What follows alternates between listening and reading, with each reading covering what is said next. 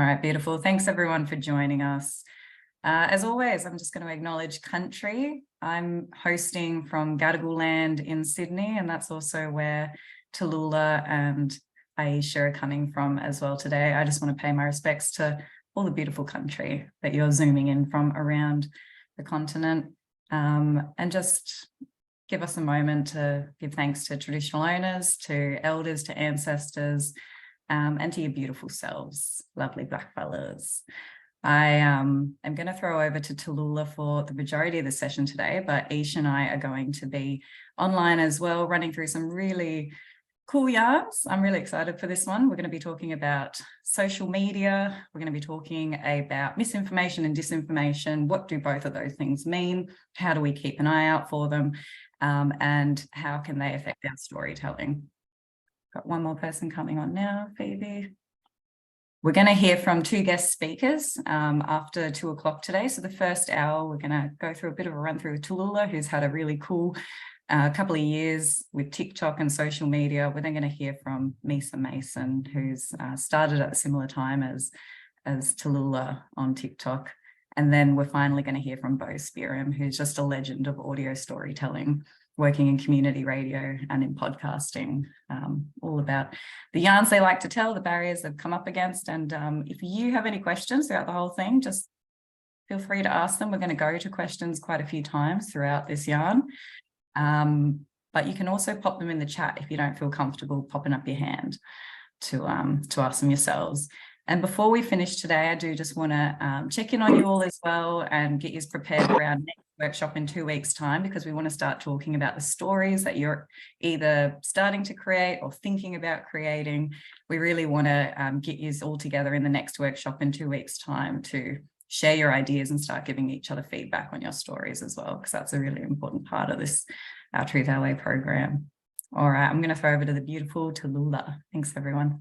Hello, thank you for that. So excited to see faces or names here today. And I've so been looking forward to doing this session with you. Sorry, my computer is being silly. So first off, I thought we'd do like a little intro on social media, because a lot of the platforms that I find out were social media, I didn't think they were in the first place. So what is social media? It's websites and applications that can enable users to create and share content or participate in social networking. So that's the Oxford Dictionary definition. And here are some of the platforms that you may be familiar with, you might love. I had to throw in MySpace and MSN Messenger because that was my first, besides Tumblr, that was my first, I guess, social media for me when I was younger. I was always on MSN Messenger. I was looking to get those little funky GIFs, like when you'd share them and they'd be like glittery words. Oh, that was my jam after school. So I thought to start with all of us, we do some pros and cons of social media. So some pros that I've written down is that it's community building. Anyone can post their thoughts online. You know, you can have connections to other people globally. I've made a bunch of friends overseas from social media and have had the chance to meet them when they've visited here, which is just so incredible. Like when has that ever really been available? The world is also at our fingertips, which is, I guess, both scary and also like so interesting in the way that it is. It's an incredible tool for education. I think that's something that I learned when I built my platforms online, as well as watching all the other deadly like Black Talk Mob, like just skyrocketing with all the amazing yarns that they would have online. And also it's a way to update and spread information about protests or things that have happened through channels. Like it really is, I don't know if anyone saw the news recently, but Rupert Murdoch's media stuff has like gone down 75% in profits because people just aren't looking at that stuff anymore. Most of their information comes from like Instagram reels or like TikTok videos and podcasts. Like No one's going out to buy, or at least no one in my age bracket and circles are going out to buy the Sydney Morning Herald or the Sunday paper anymore. So that's my idea of pros of social media. And then when I thought of the cons, it was very, very similar. So community building is a con. Let's take a look at what happened in the States with January 6th. Anyone can post their thoughts online, anyone. And moderation online usually targets the people that need to actually be protected and allows for hate speech. Connection to others globally, fascist movements, we see how they grow online with examples like Andrew Tate. If you don't know who Andrew Tate is, he is like this incel, misogynist. He's just been put in jail. I think he just got out in Romania for like human trafficking. There's a lot of dogpiling and bullying that can come online. I think like dubbed cancellations. It is an incredible tool for misinformation. Incredible. And we're actually going to go through a couple of examples of this. Doxing, we're also going to be talking about that a bit later, and privacy and safety online. These are some of the pros and many cons of social media from my perspective. But I only just wanted to write a little bit because we are going to put you into breakout groups so that you can all discuss with each other what your thoughts, or actually, no, let's just like chuck them in the chat, or like you can come off mute or whatever and just, yeah, let us know what you think might be a con or a pro of social media from your perspective or your thoughts. So if anyone would like to speak, or if you don't want to speak, you can chuck it in the chat. The floor is yours.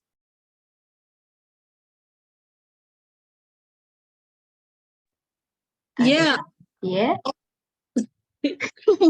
Yeah, I was just talking about this literally 2 days ago with one of my best mates, because so there's this really good book. It's called Rise Up Indigenous Peoples, and it talks about the specific way that Indigenous peoples around the world use social media, because even though we're such a global minority, we actually use social media at a higher rate than other populations.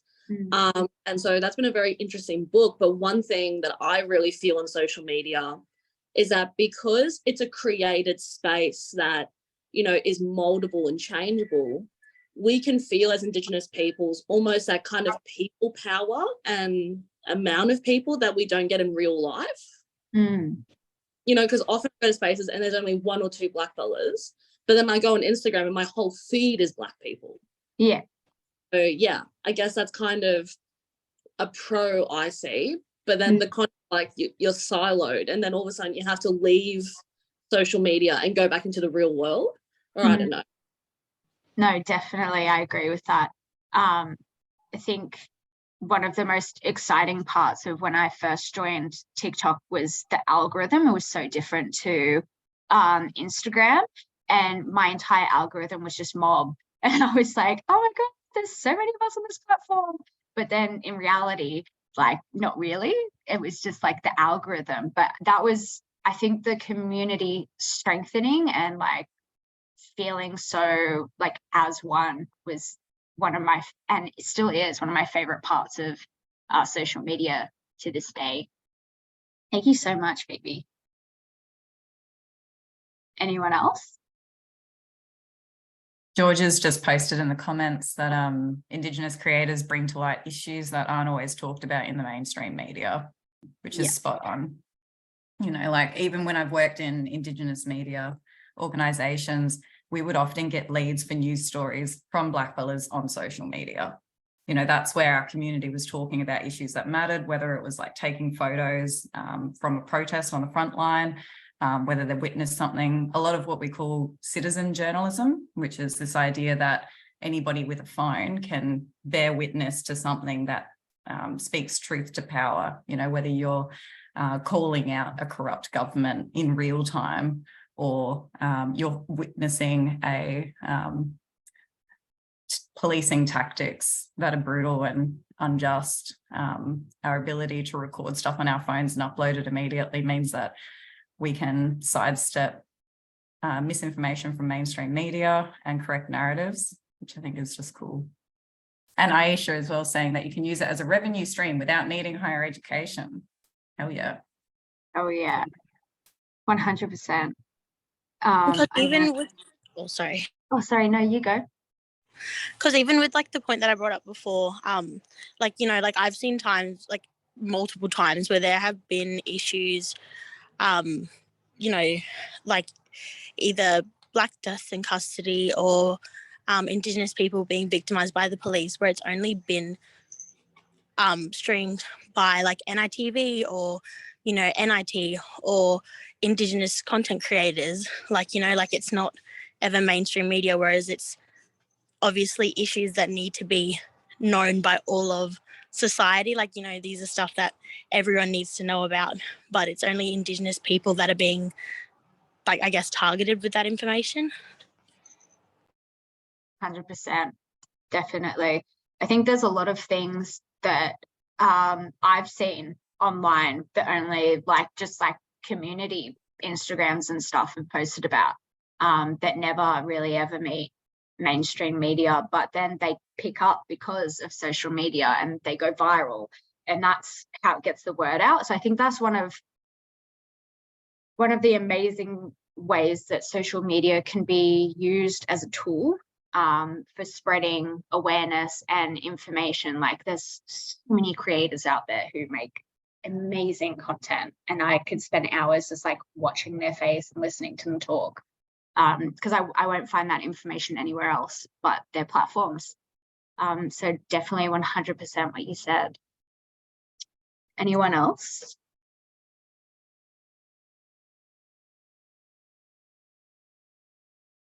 Nope. All right, I'm going to move on then. So again, with social media, something that can come about because of this is misinformation. I am sure we've all seen this. Oops, oh, it makes me so wild. We've seen it all over the place. You know, it's never going away. Even mainstream media does it. They do it in cheeky little ways where they can't be held accountable for it, but it spreads regardless. So the definition is false or inaccurate information, especially that which is deliberately intended to deceive. So misinformation is a deliberate attempt to deceive people. But disinformation is, misinformation is false. And then disinformation is like far more sinister. You see that a lot with, I guess, far-right accounts on the internet. There's actually quite a few, and they just never get taken down, which is so unfortunate. But that's just one of the cons of social media. It's like the freedom of speech sort of side of it all. And here are some examples that it was the first thing that came to my mind about misinformation. Obviously, Donald Trump always saying like fake news, like that was just one of his favorite words ever. I think it was the first thing that came out of his mouth when he was born. I saw a lot of things when COVID first came out, that 5G gave you COVID. There's obviously, I'm not sure if anyone is on this side of TikTok, but there's been a couple of resurgence of the videos of people being like, oh, these like new laws being passed by the government will let like black fellas come into your backyard and take them. It is like coming back. I'm fairly sure that's like John Howard era misinformation and disinformation, and it is making rounds on TikTok again. In Italy, COVID was said to come from like illegal immigrants from like Swana or the Middle East. Pretty much anything that comes out of Fox News is most of the time misleading. There was a funny one that I put in, which is Jackie Kennedy 8 sheets of metal. I don't know if anyone has seen those videos online before, but that is just something that I remember seeing. It was predominantly Americans being shocked and confused and believing it. And I was like, oh my God. And also that apparently there would be a Disney World, lowering the age to age 18 in the States. So these are just some examples of misinformation that just popped into my head. But what we're going to do now is we're going to put you into breakout rooms, and you guys are going to be able to discuss, like, if you have ever personally dealt with misinformation yourself, whether that be from family, from friends, if you've seen it on the internet, if you've had to correct the information, or if you just ignored it. So we're going to chuck you into those breakout rooms now, and we'll give you until 1:26, so 5 minutes. All right. Give me 1 second, everybody. How many rooms do we want? How many have we got? 1, 2.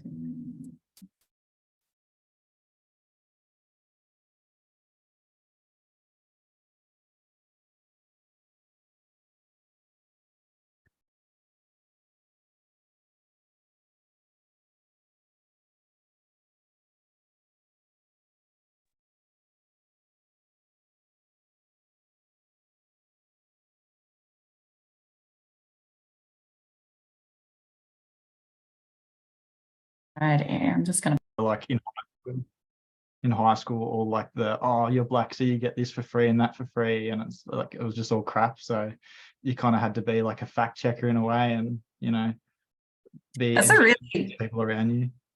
It's a good point, Blair. We were like, yeah, real-time fact checkers, hey. You Yeah, hear stuff if you feel safe enough, to be able to speak at that moment, which is another thing, hey, like hearing misinformation and then having the safety and the ability to counter it. Yeah, definitely. Even just like having like the emotional sort of patience to feel like you need to engage in dialogue about it is, sometimes I don't think we should have to do that all the time. But yeah. Yeah, I agree with you. I think our patience is endless, and anyone should be grateful for mob who spend time to educate them, but it shouldn't be an expectation that when you say something that's not just wrong but also offensive, that we'll always have the grace to sit down and correct you. Sometimes it's okay to walk away from it, Anyone else want to share a yarn from your breakout group?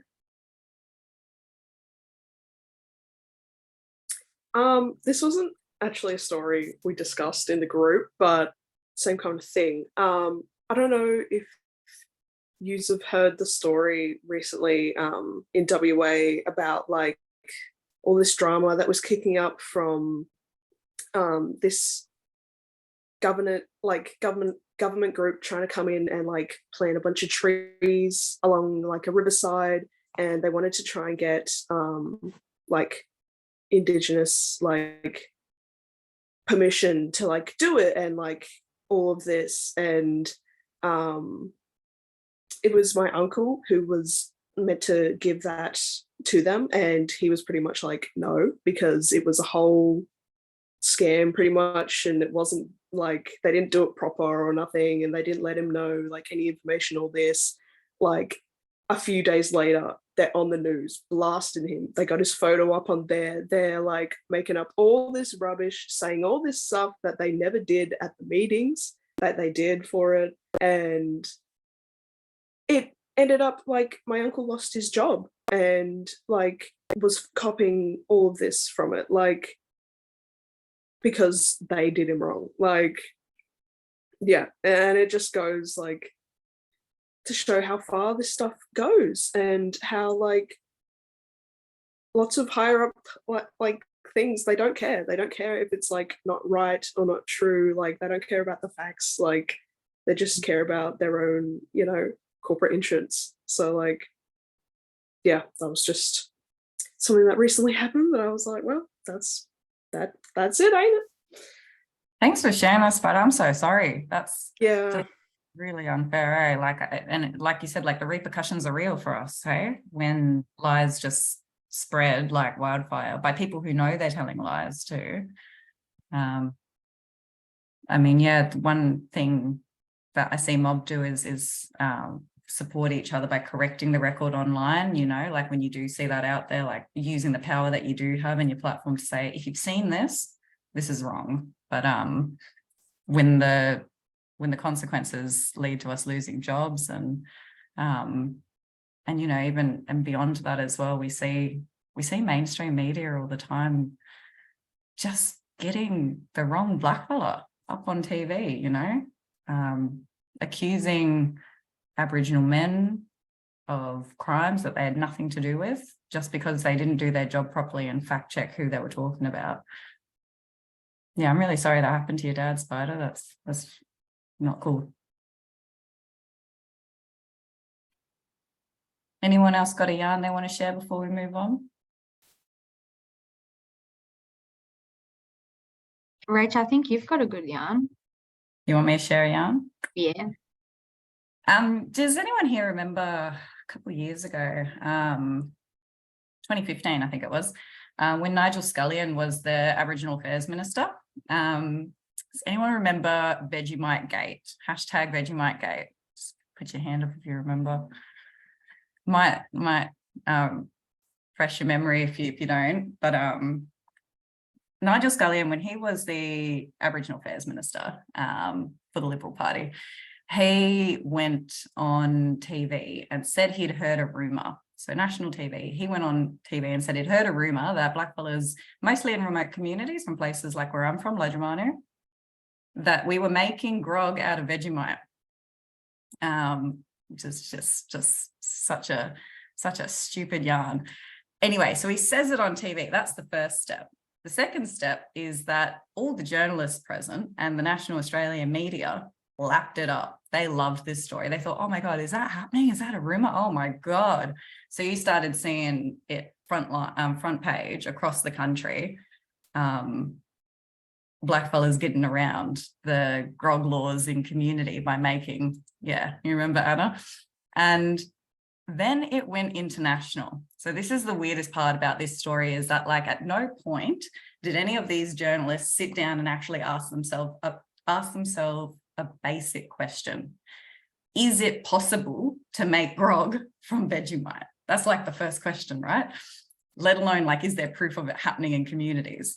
So it spread national, and then it started to go international. Washington Post, BBC, CNN all covered this story uncritically. No one asked themselves the question, is it actually possible? Just because you've heard that Vegemite has yeast in it doesn't mean that it is something that your everyday person can do. So NITV, we heard this and we're just like, this is just bullshit. Like, I come from Lejumanu. I can tell you right now, Vegemite costs more money than nappies, you know, like we're not going to be able to buy enough Vegemite for one. So we decided to get an expert on and have a yarn about the science behind it. And the scientists broke down like, yeah, I mean, if you wanted to make grog out of Vegemite, you would need a lot of it, a lot more than the money available to most mob who live in remote communities. 2, you would need a place to make it that would be pretty big, like a vat.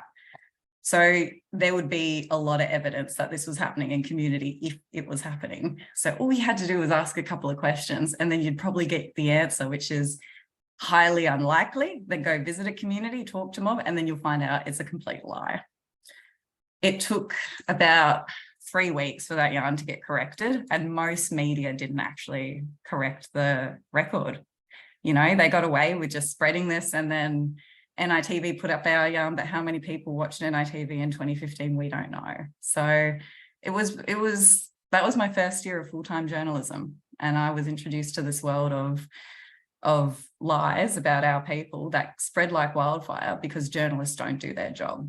I think nowadays social media like Twitter and stuff is a little bit, it's dying down, but back then what was our biggest tool besides putting a story on NITV was tweeting about it. You know, all the blackfellas in newsrooms around the country or family who lived in communities, like all of us were online going, this is not true, this is not happening. And so we were able to counter the narrative that way.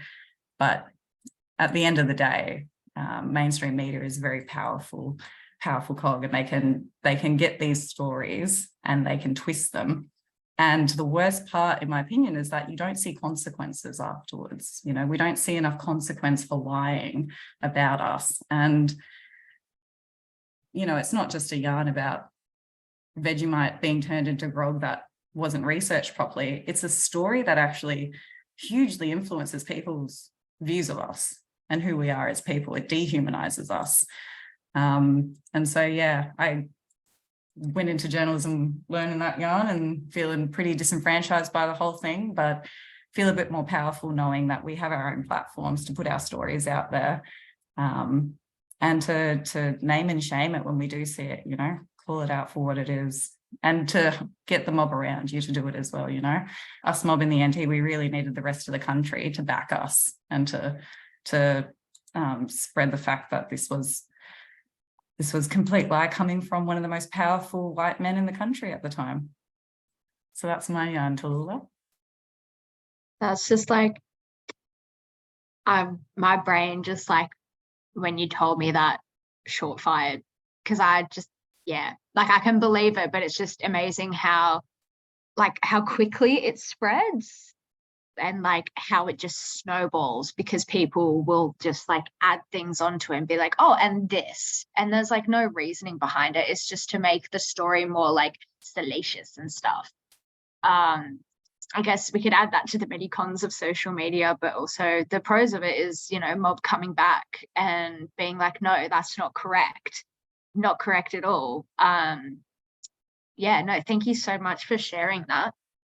This is like insane. I would have never even thought that you could make Vegemite, like grog out of Vegemite, and quite clearly you can't. So, geez. So I'll just jump again and say, like, what forms can this misinformation and disinformation come from? Well, it can come in memes. I don't know if anyone remembers like the prolific memes that sort of, I think it was like Simpson memes that came through when COVID first started happening, and there was a lot of disinformation that would be spread through them.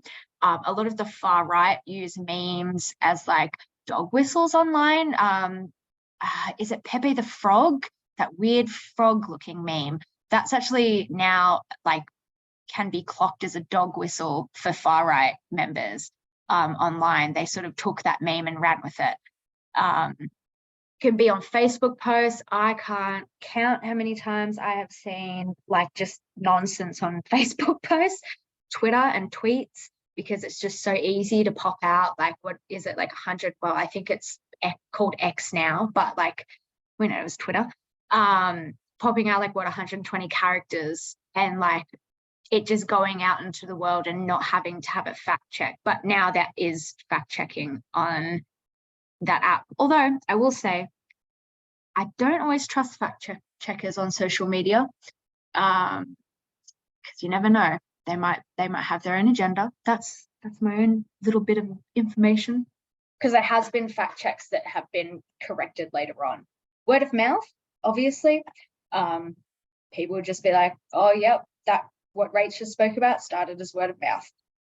Quick videos, TikToks, forums, Discord, Reddit, 4chan, if you're that deep in the dark depths of the web. But I'm sure all of us, as you probably just discussed in the breakout rooms, have like absolutely seen misinformation, heard it, maybe fought it, or maybe even believed it at one point and passed them forward. One person that came to mind in particular is a friend of mine, Aslan, mutuals on TikTok. His entire platform is basically debunking misinformation and disinformation. So it'll be a lot of the time about history and race, and cultural aspects, religious, all that sort of stuff.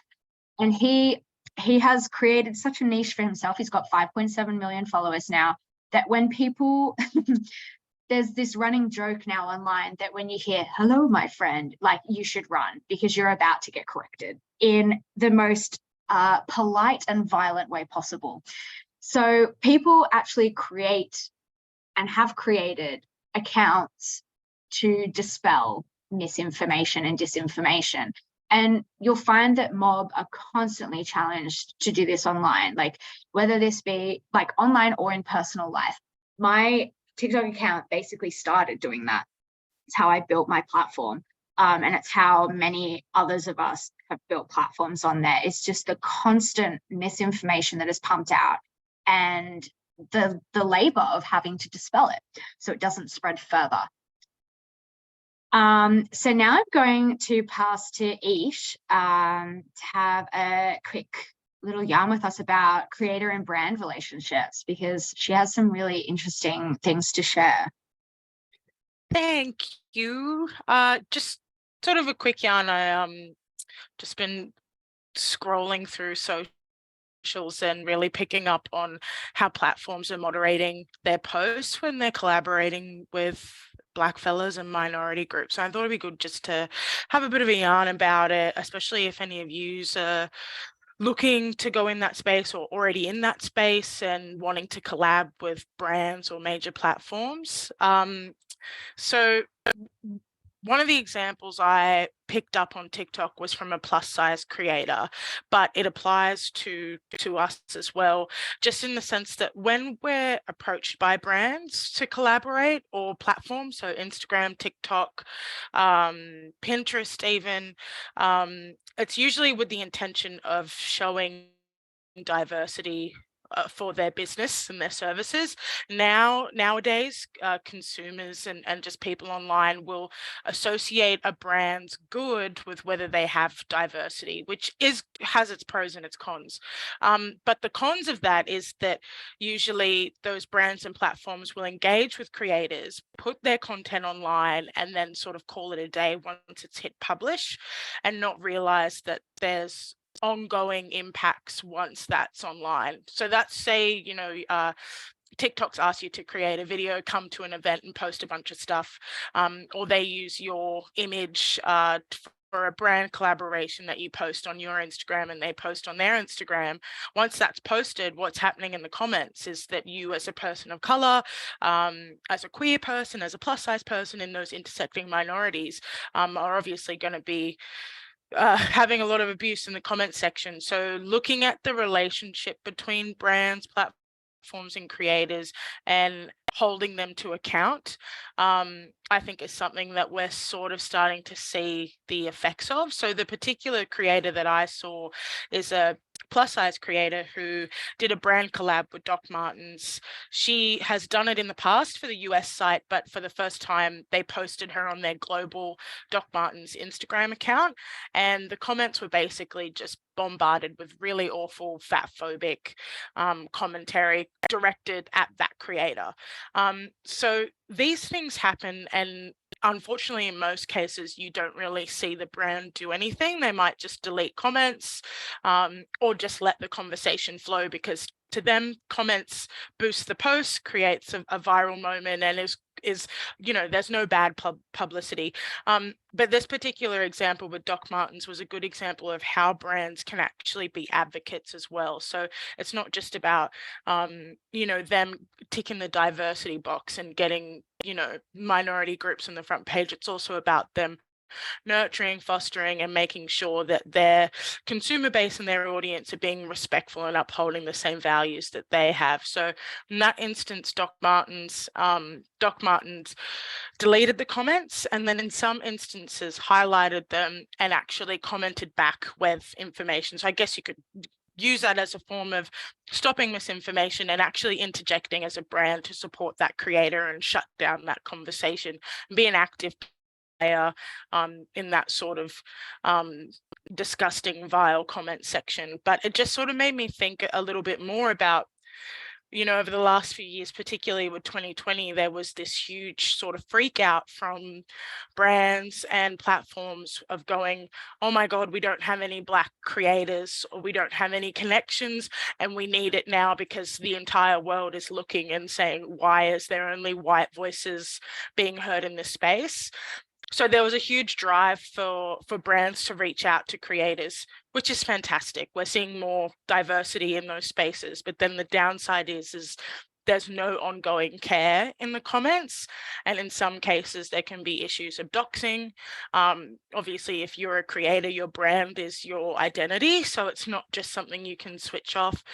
And it can be dangerous at times, particularly with like racially motivated violence. So I think it's just, we're coming to a new point in like media discourse of how we negotiate those relationships and what the expectations are on those platforms and those brands. So some creators might work it into their contract if they're working with a particular platform or brand and saying, I want the comments moderated. That's if you're going to collaborate with me, that's a request that I have, or I want the comments turned off, or however way you want to go about it. But thinking about the longevity of that, I think is really important.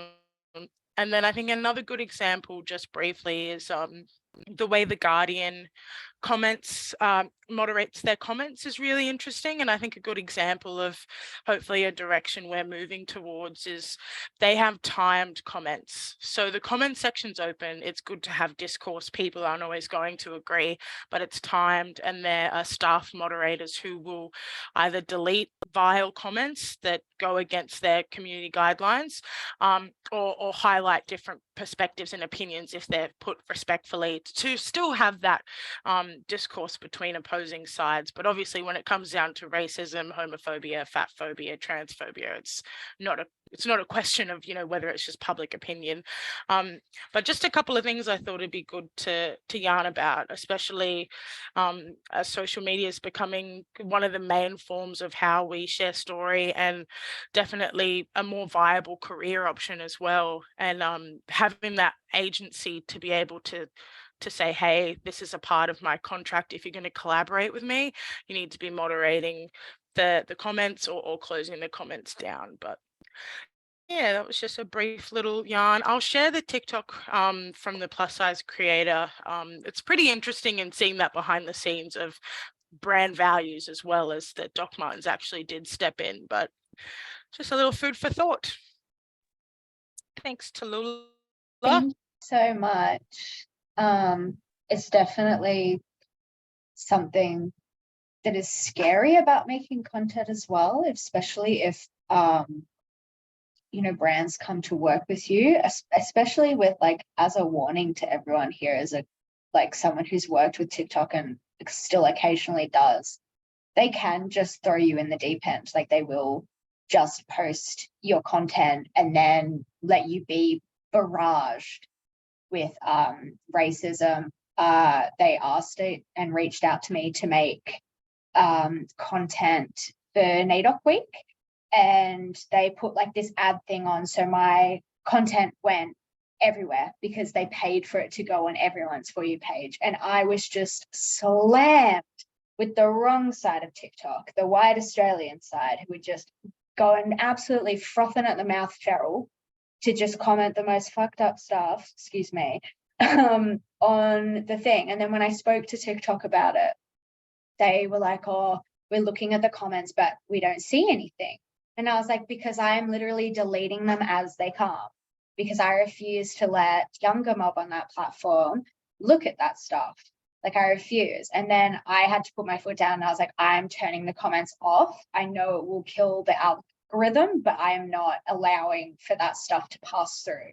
And then they tried to be like, oh, we'll get moderators to look on it.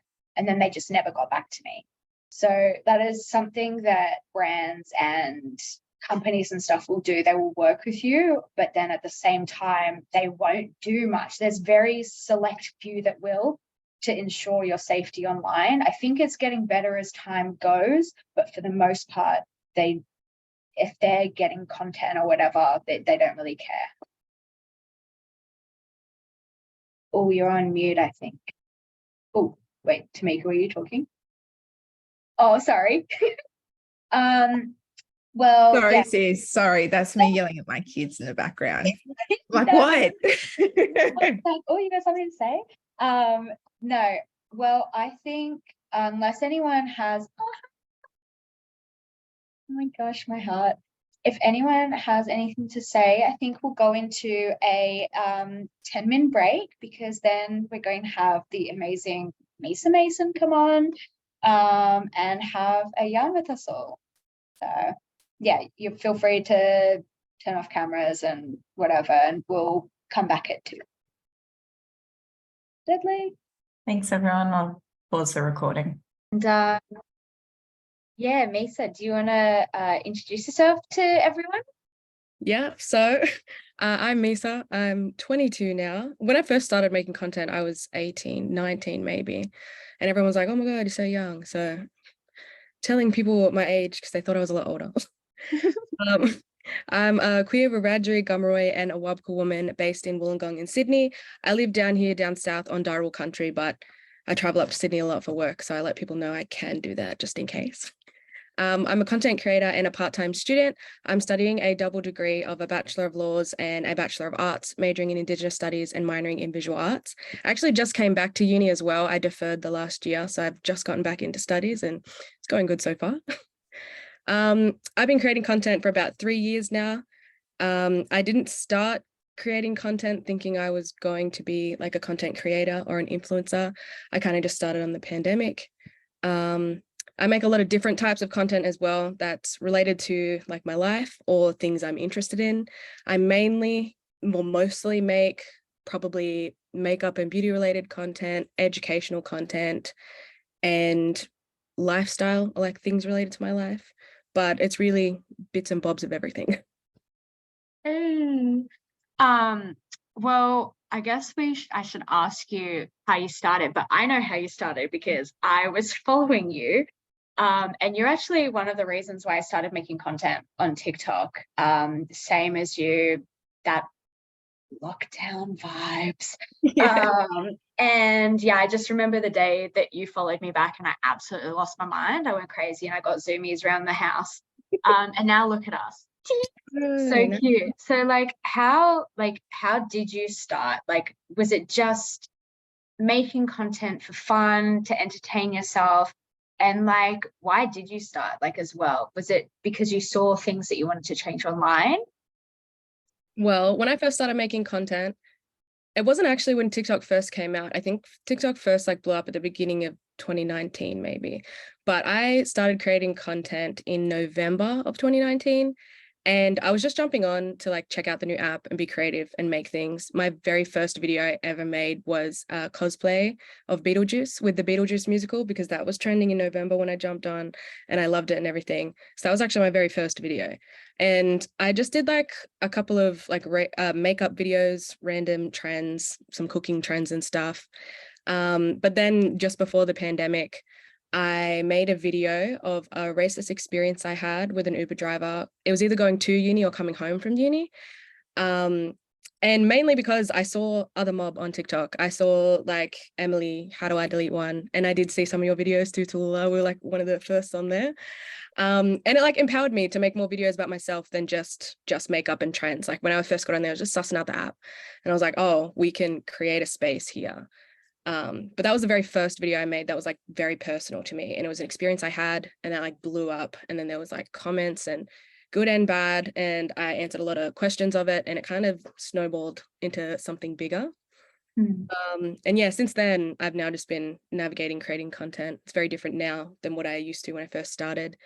But yeah, I just started making more about actually myself than just surface level things. And we started creating a little community and more mob jumped on and it wasn't just a handful of us. There's so many now, but at first there was quite literally a handful of us on there. And more mob jumped on, we started talking and it wasn't all just educational stuff. It was some cultural stuff, family, personal things about ourselves. We literally created a little space that wasn't there before. It's so cute. And you've jumped as well to other platforms. I see your Pinterest stuff. I see your YouTube shorts. You're everywhere.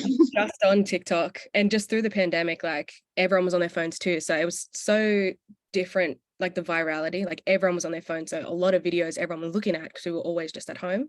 But yeah, so now I make content as well on Instagram and a little bit on YouTube and on Pinterest. Seeing how they go. Yay. Yeah, Misa, I mean, you're right, it's changed so much. It feels like it changed so quickly, hey, in terms of the number of content creators, and also just the amount of people actually engaging, and then seeing how deadly our content is when we do get out there. What's been the biggest difference for you and what you notice in terms of barriers and challenges that you mob experienced in those early days compared to what some of those barriers and challenges are today for content creators? That is actually a really good question, because when I was going through and like trying to write dot points of things I didn't want to miss to talk about today, in the barrier question, I was like, oh, like the things that I had issues with before, I'm not actually having issues with now, and they are different barriers that I'm navigating. So like right when I first started, one of the biggest barriers was just the amount of comments, like the mass amount of racism and stuff, like immediately, like the first few videos popping up, they were some of the first videos that were educational and Aboriginal education on TikTok.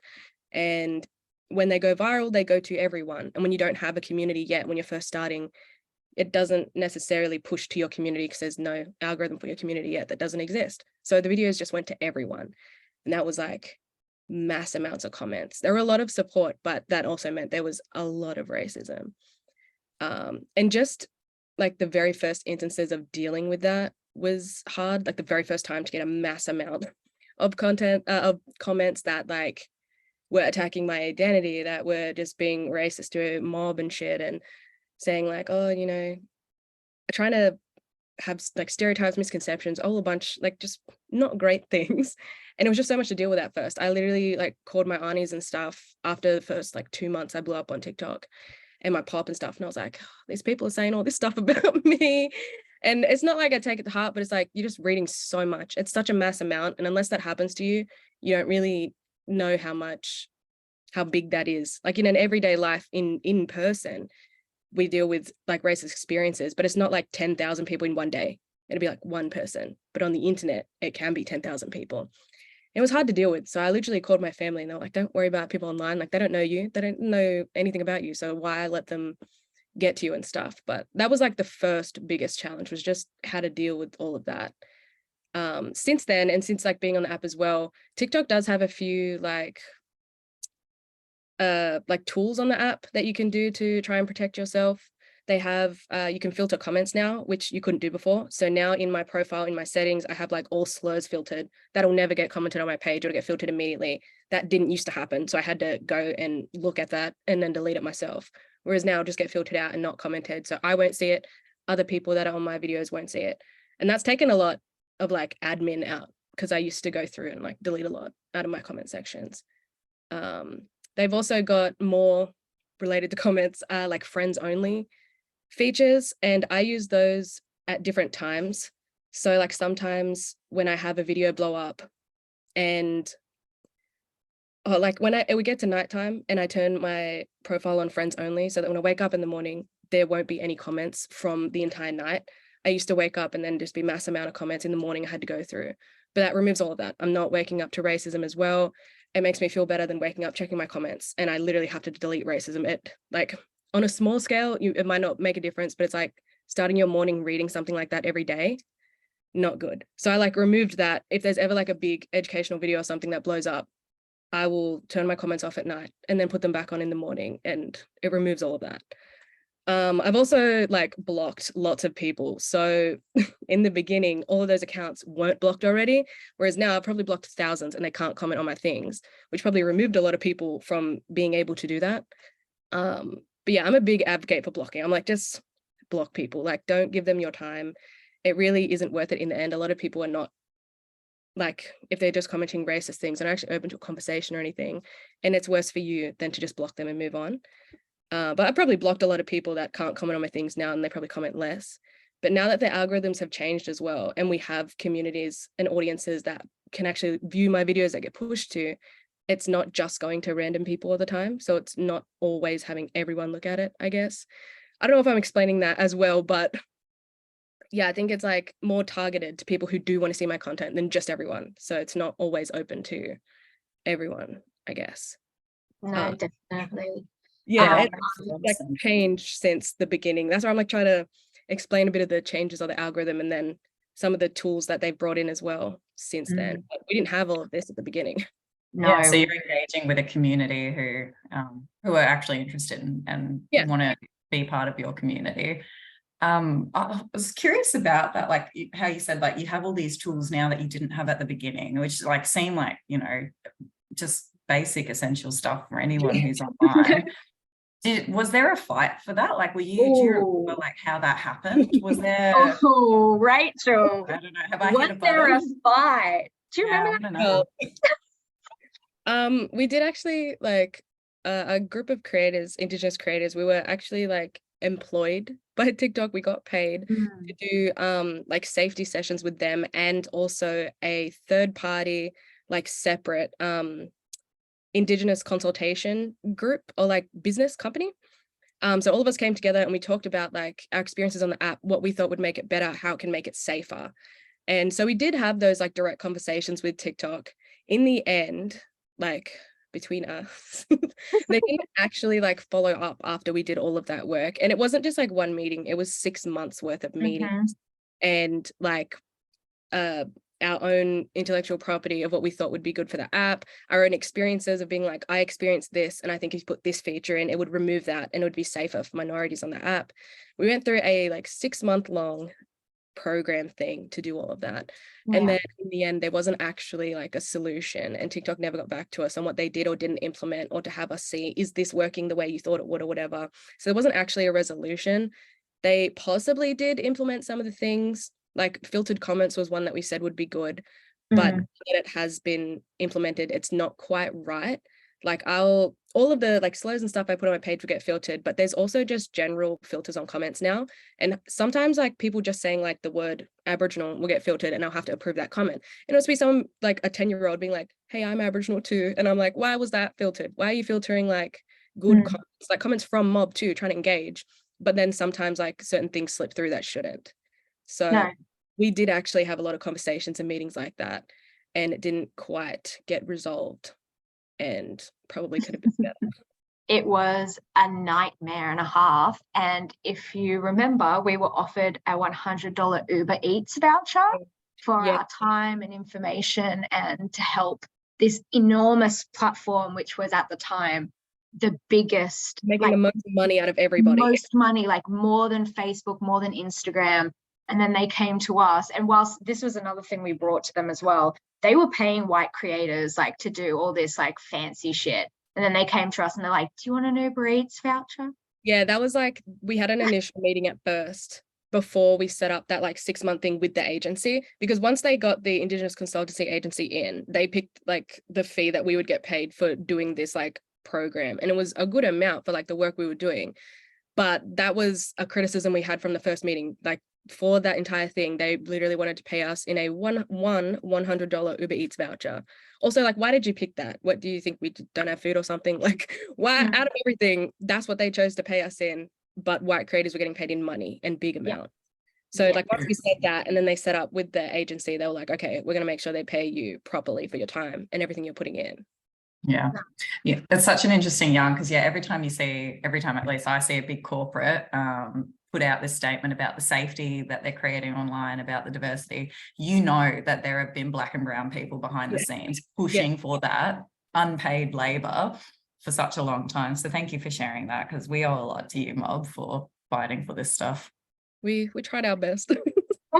That was just the biggest shit show of our lives, I feel, but also it was kind of good in a way to be able to lay it to TikTok in some way, rather than just like a robot moderator. We're actually talking to people.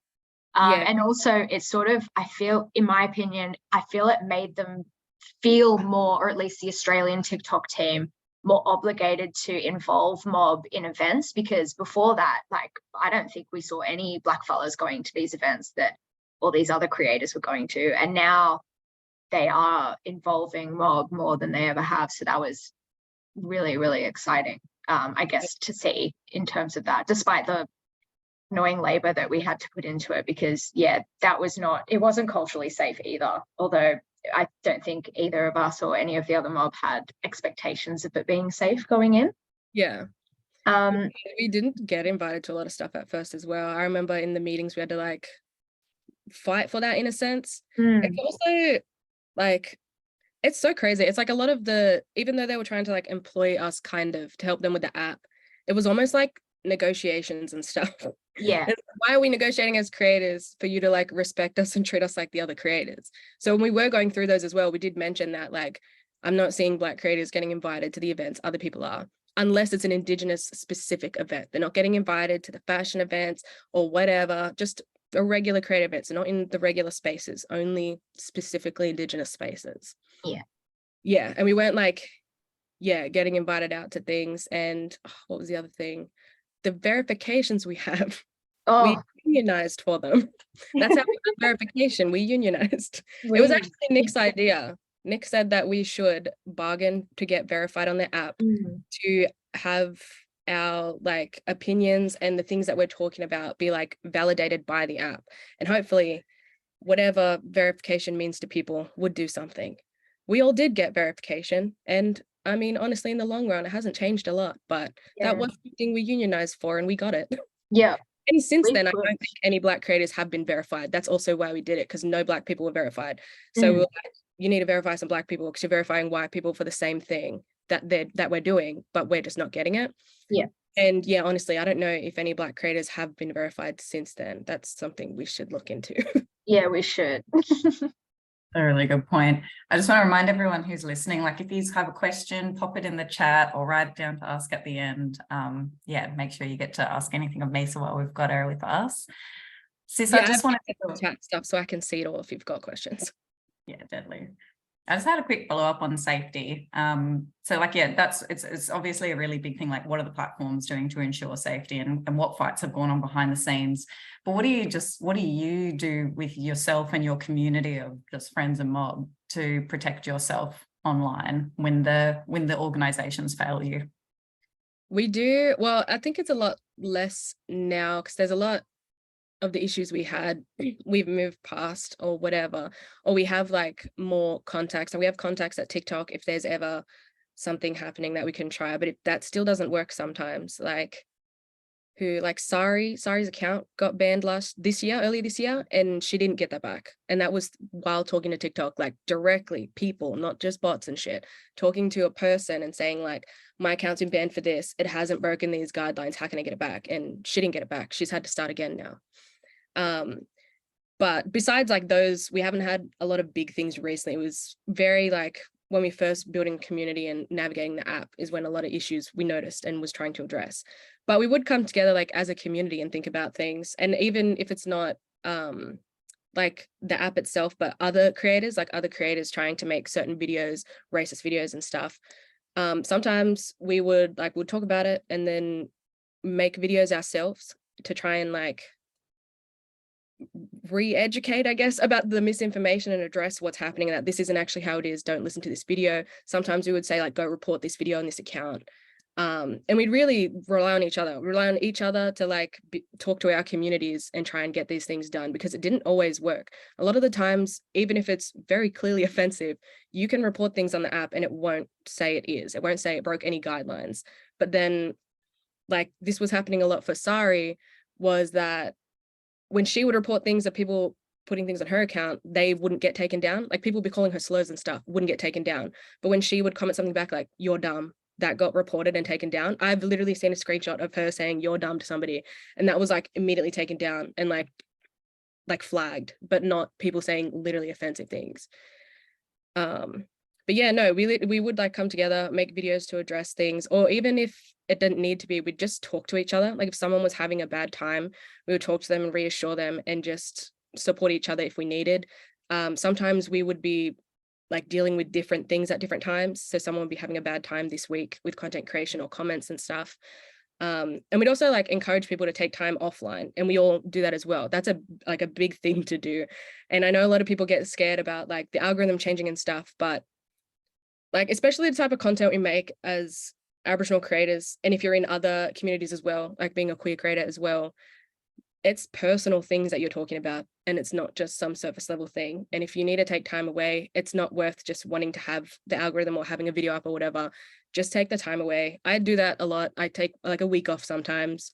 And it helps a lot just to not be on your phone and not be around it. Like you don't realize, I guess, when you've slowly been doing a job like this, how much it does affect you reading a lot of different things, even if they're not offensive things. Sometimes just reading a lot of other people's opinions all the time, you don't need it.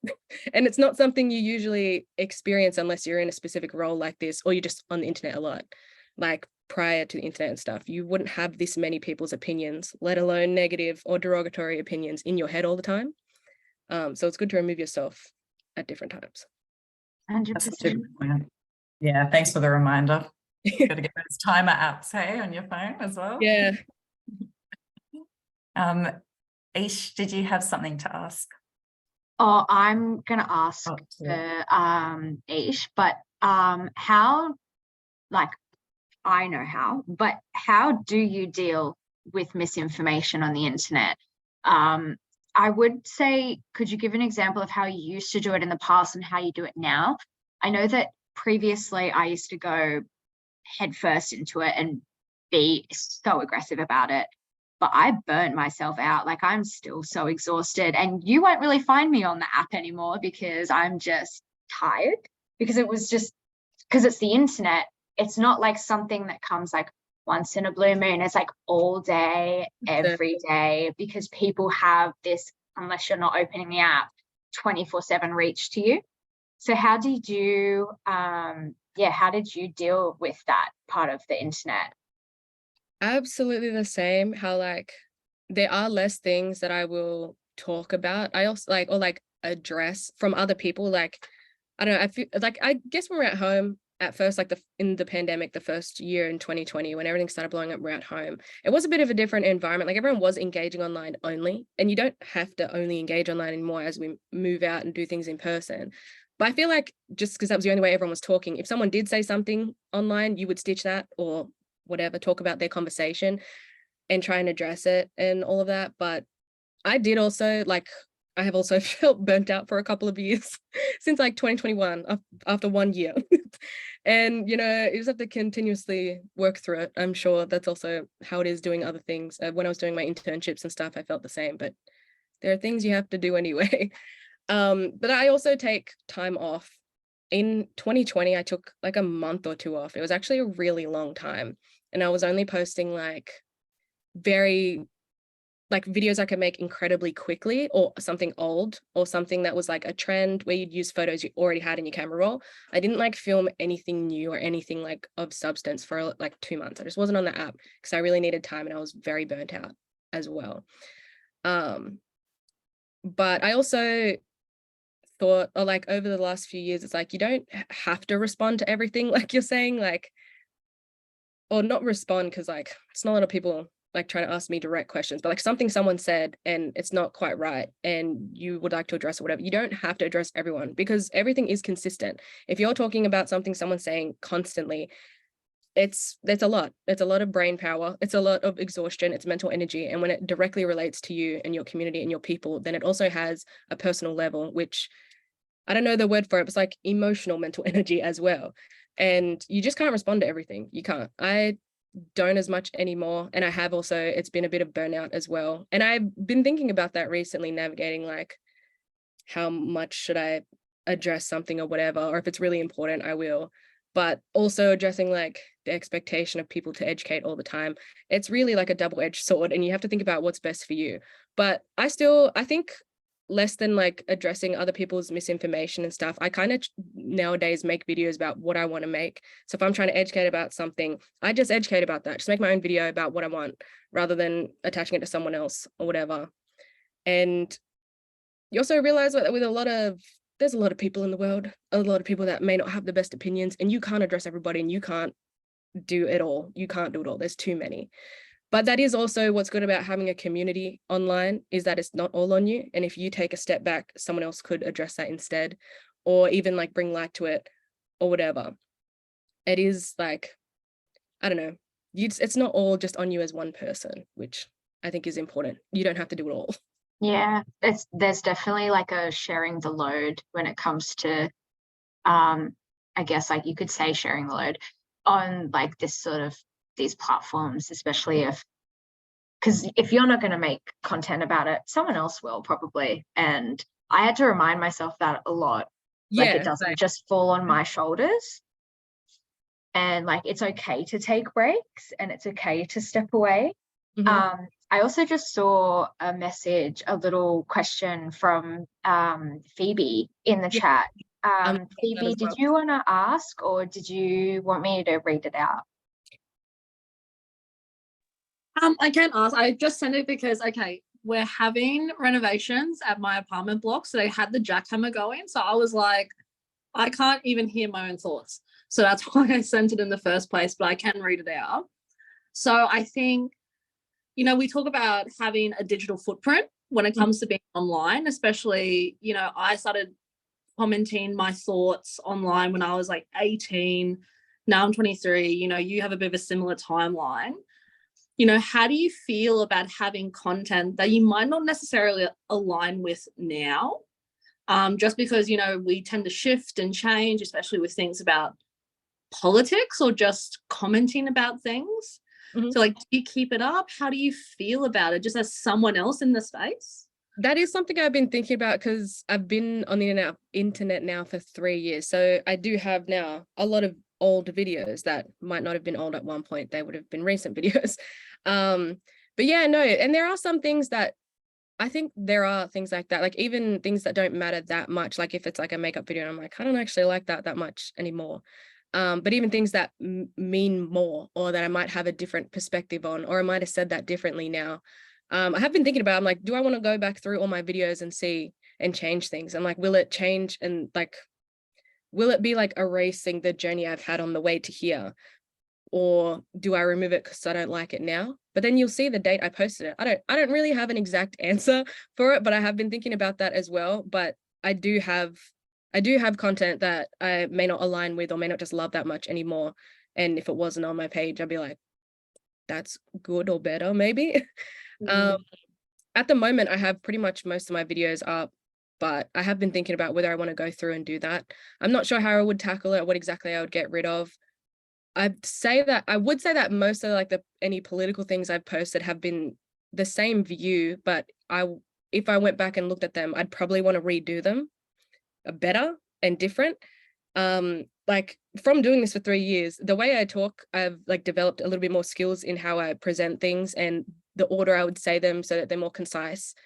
So if I went back through videos, I'd probably still like how it is, like the actual message and what I'm talking about, and I'll probably still have that stance and believe in it, but I don't like how I said it and I'd want to redo it. And yeah, I try not to think about it too much because if I did, I'd be like, I'd probably delete most of it. Just because I like get weird about things when I think about them. I'm like, oh, do I like that anymore? You know what?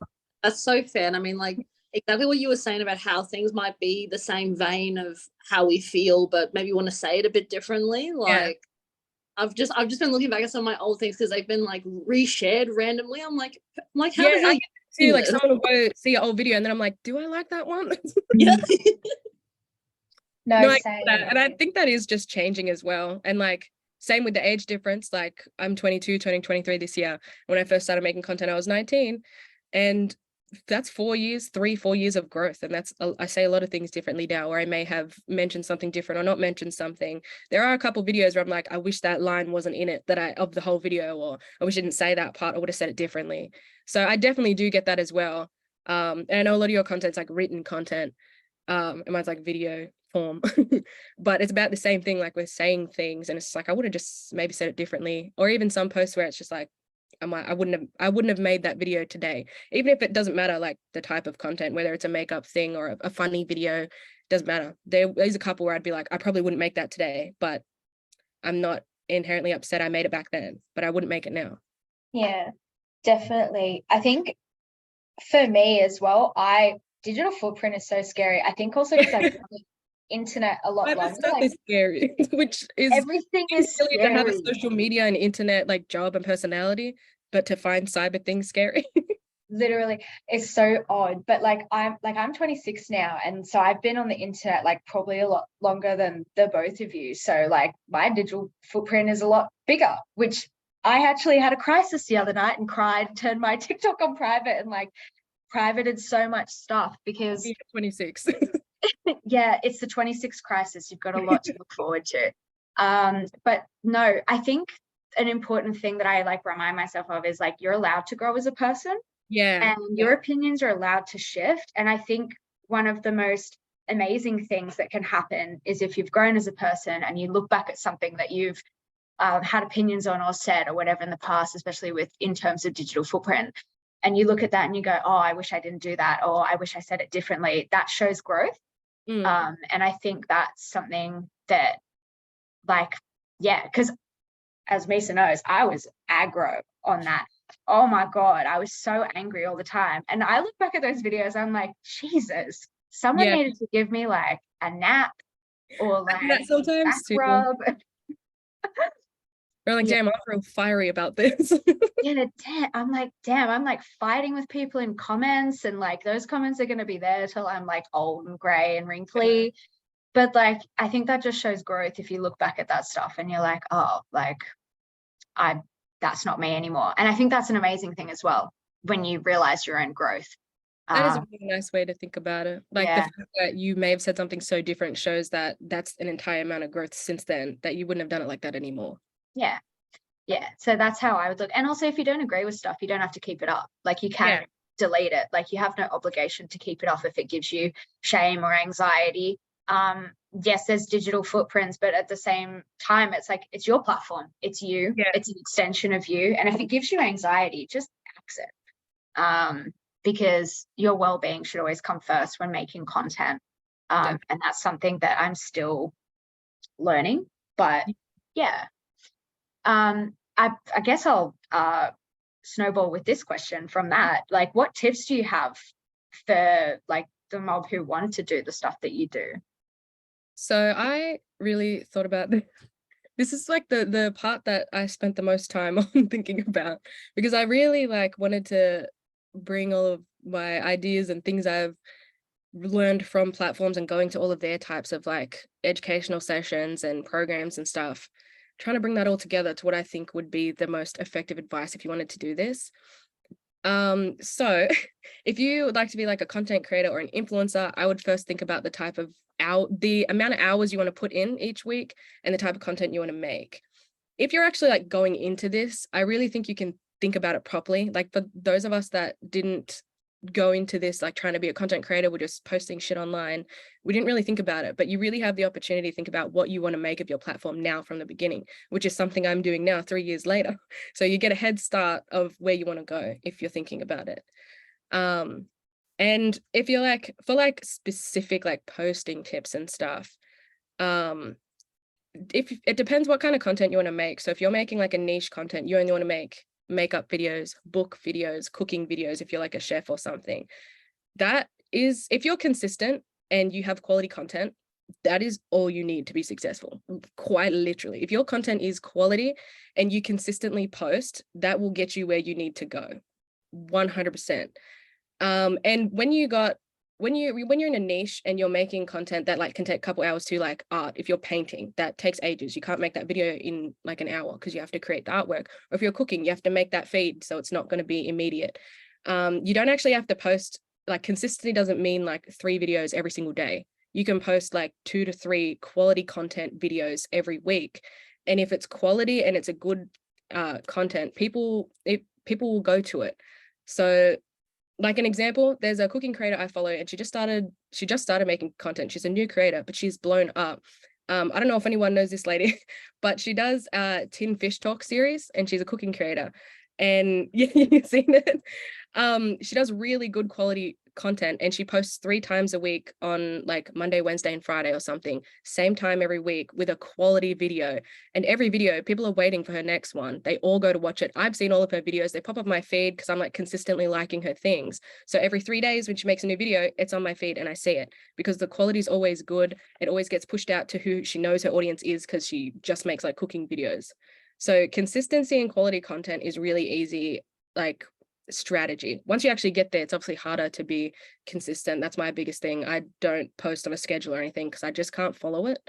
But consistency is massive for doing content creation. If you're not doing like a niche where you're like just makeup videos or something, and you're doing like more lifestyle topics, or like you want to lean into like the influencer type rather than just content creation, then it's a lot more personal. And something I wanted to note is that it's more vulnerable, and you might not think it is, but people commenting on your actual life and actual things you do every day and the actual things you like, it's different than you like posting a makeup video that blows up and everyone's like, wow, this is really great. But you could post like a day in the life and then they're talking about your life. You have to think about if you want people to comment on those types of things.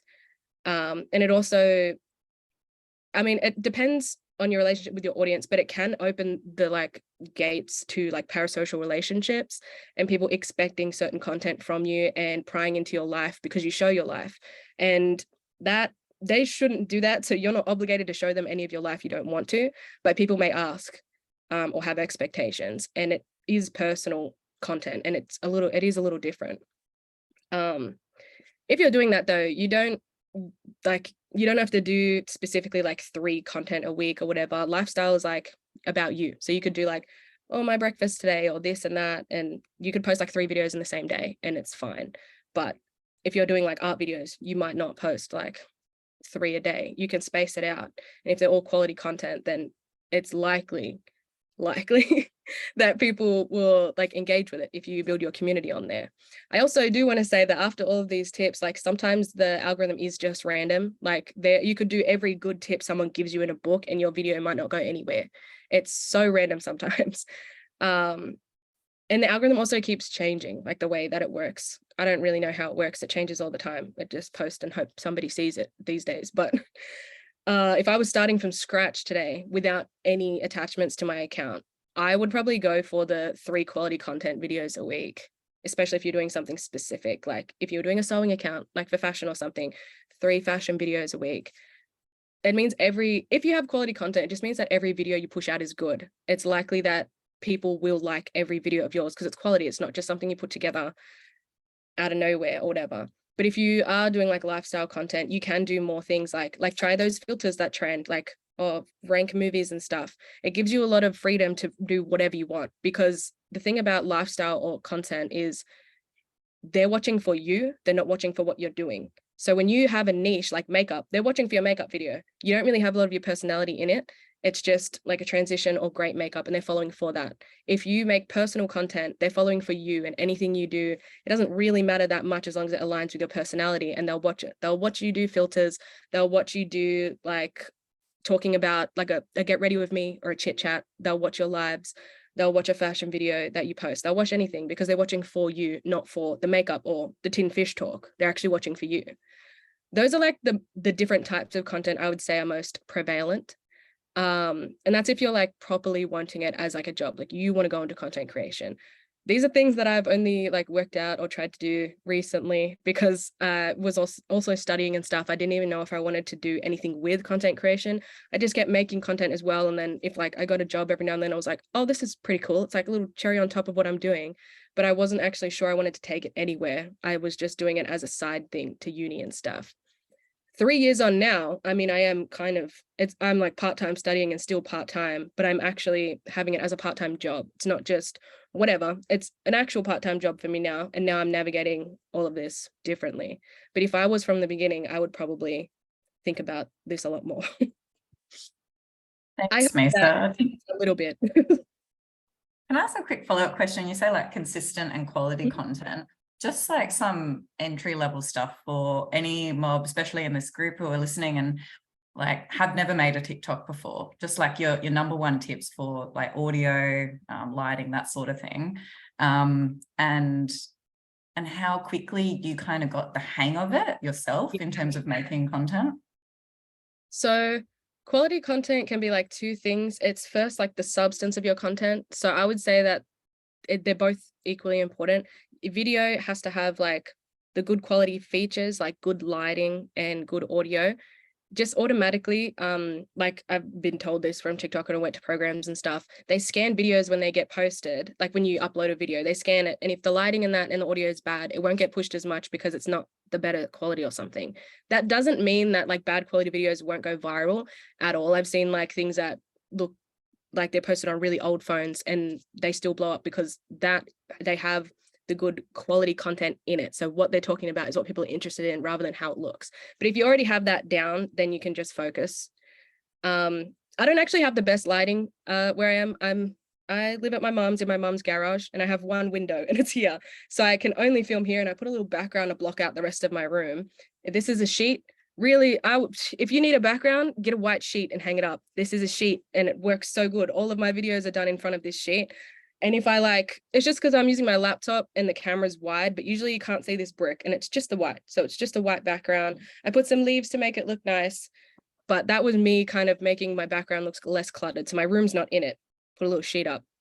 Yeah, lighting is good. I do have like a ring light as well, but just the way my room's set out, I don't have a lot of space, so I don't use it that much here.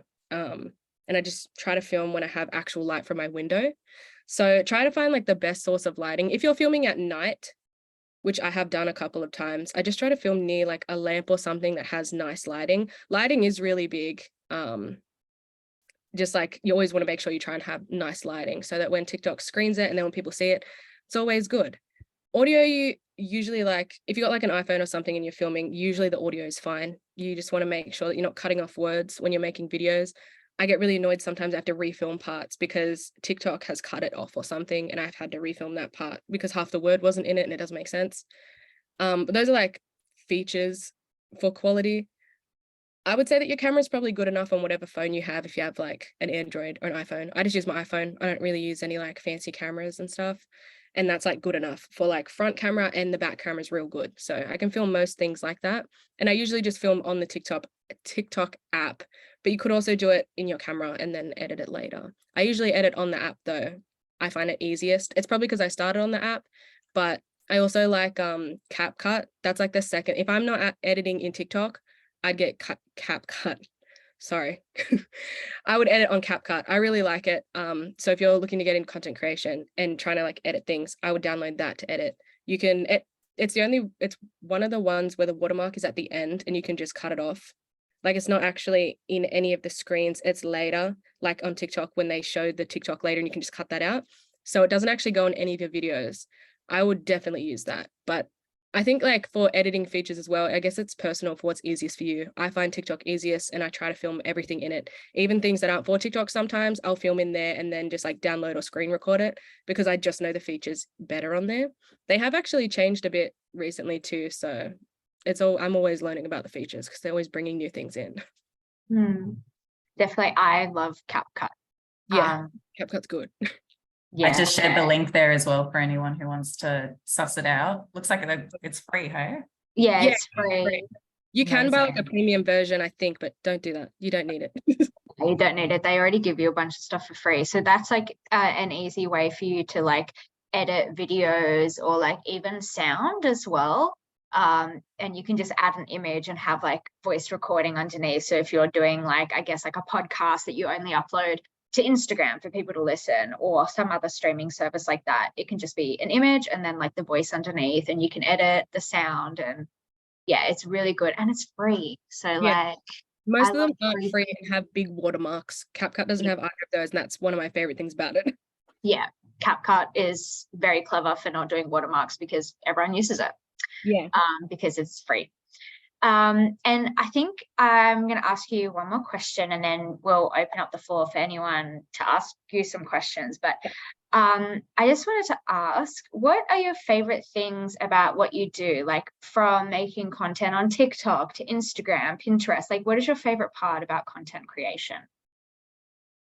I don't have one favorite thing. I was thinking about it, I'm like, I don't have one. I have like 3 most favorite things about content creation, and it's not actually related to making content directly.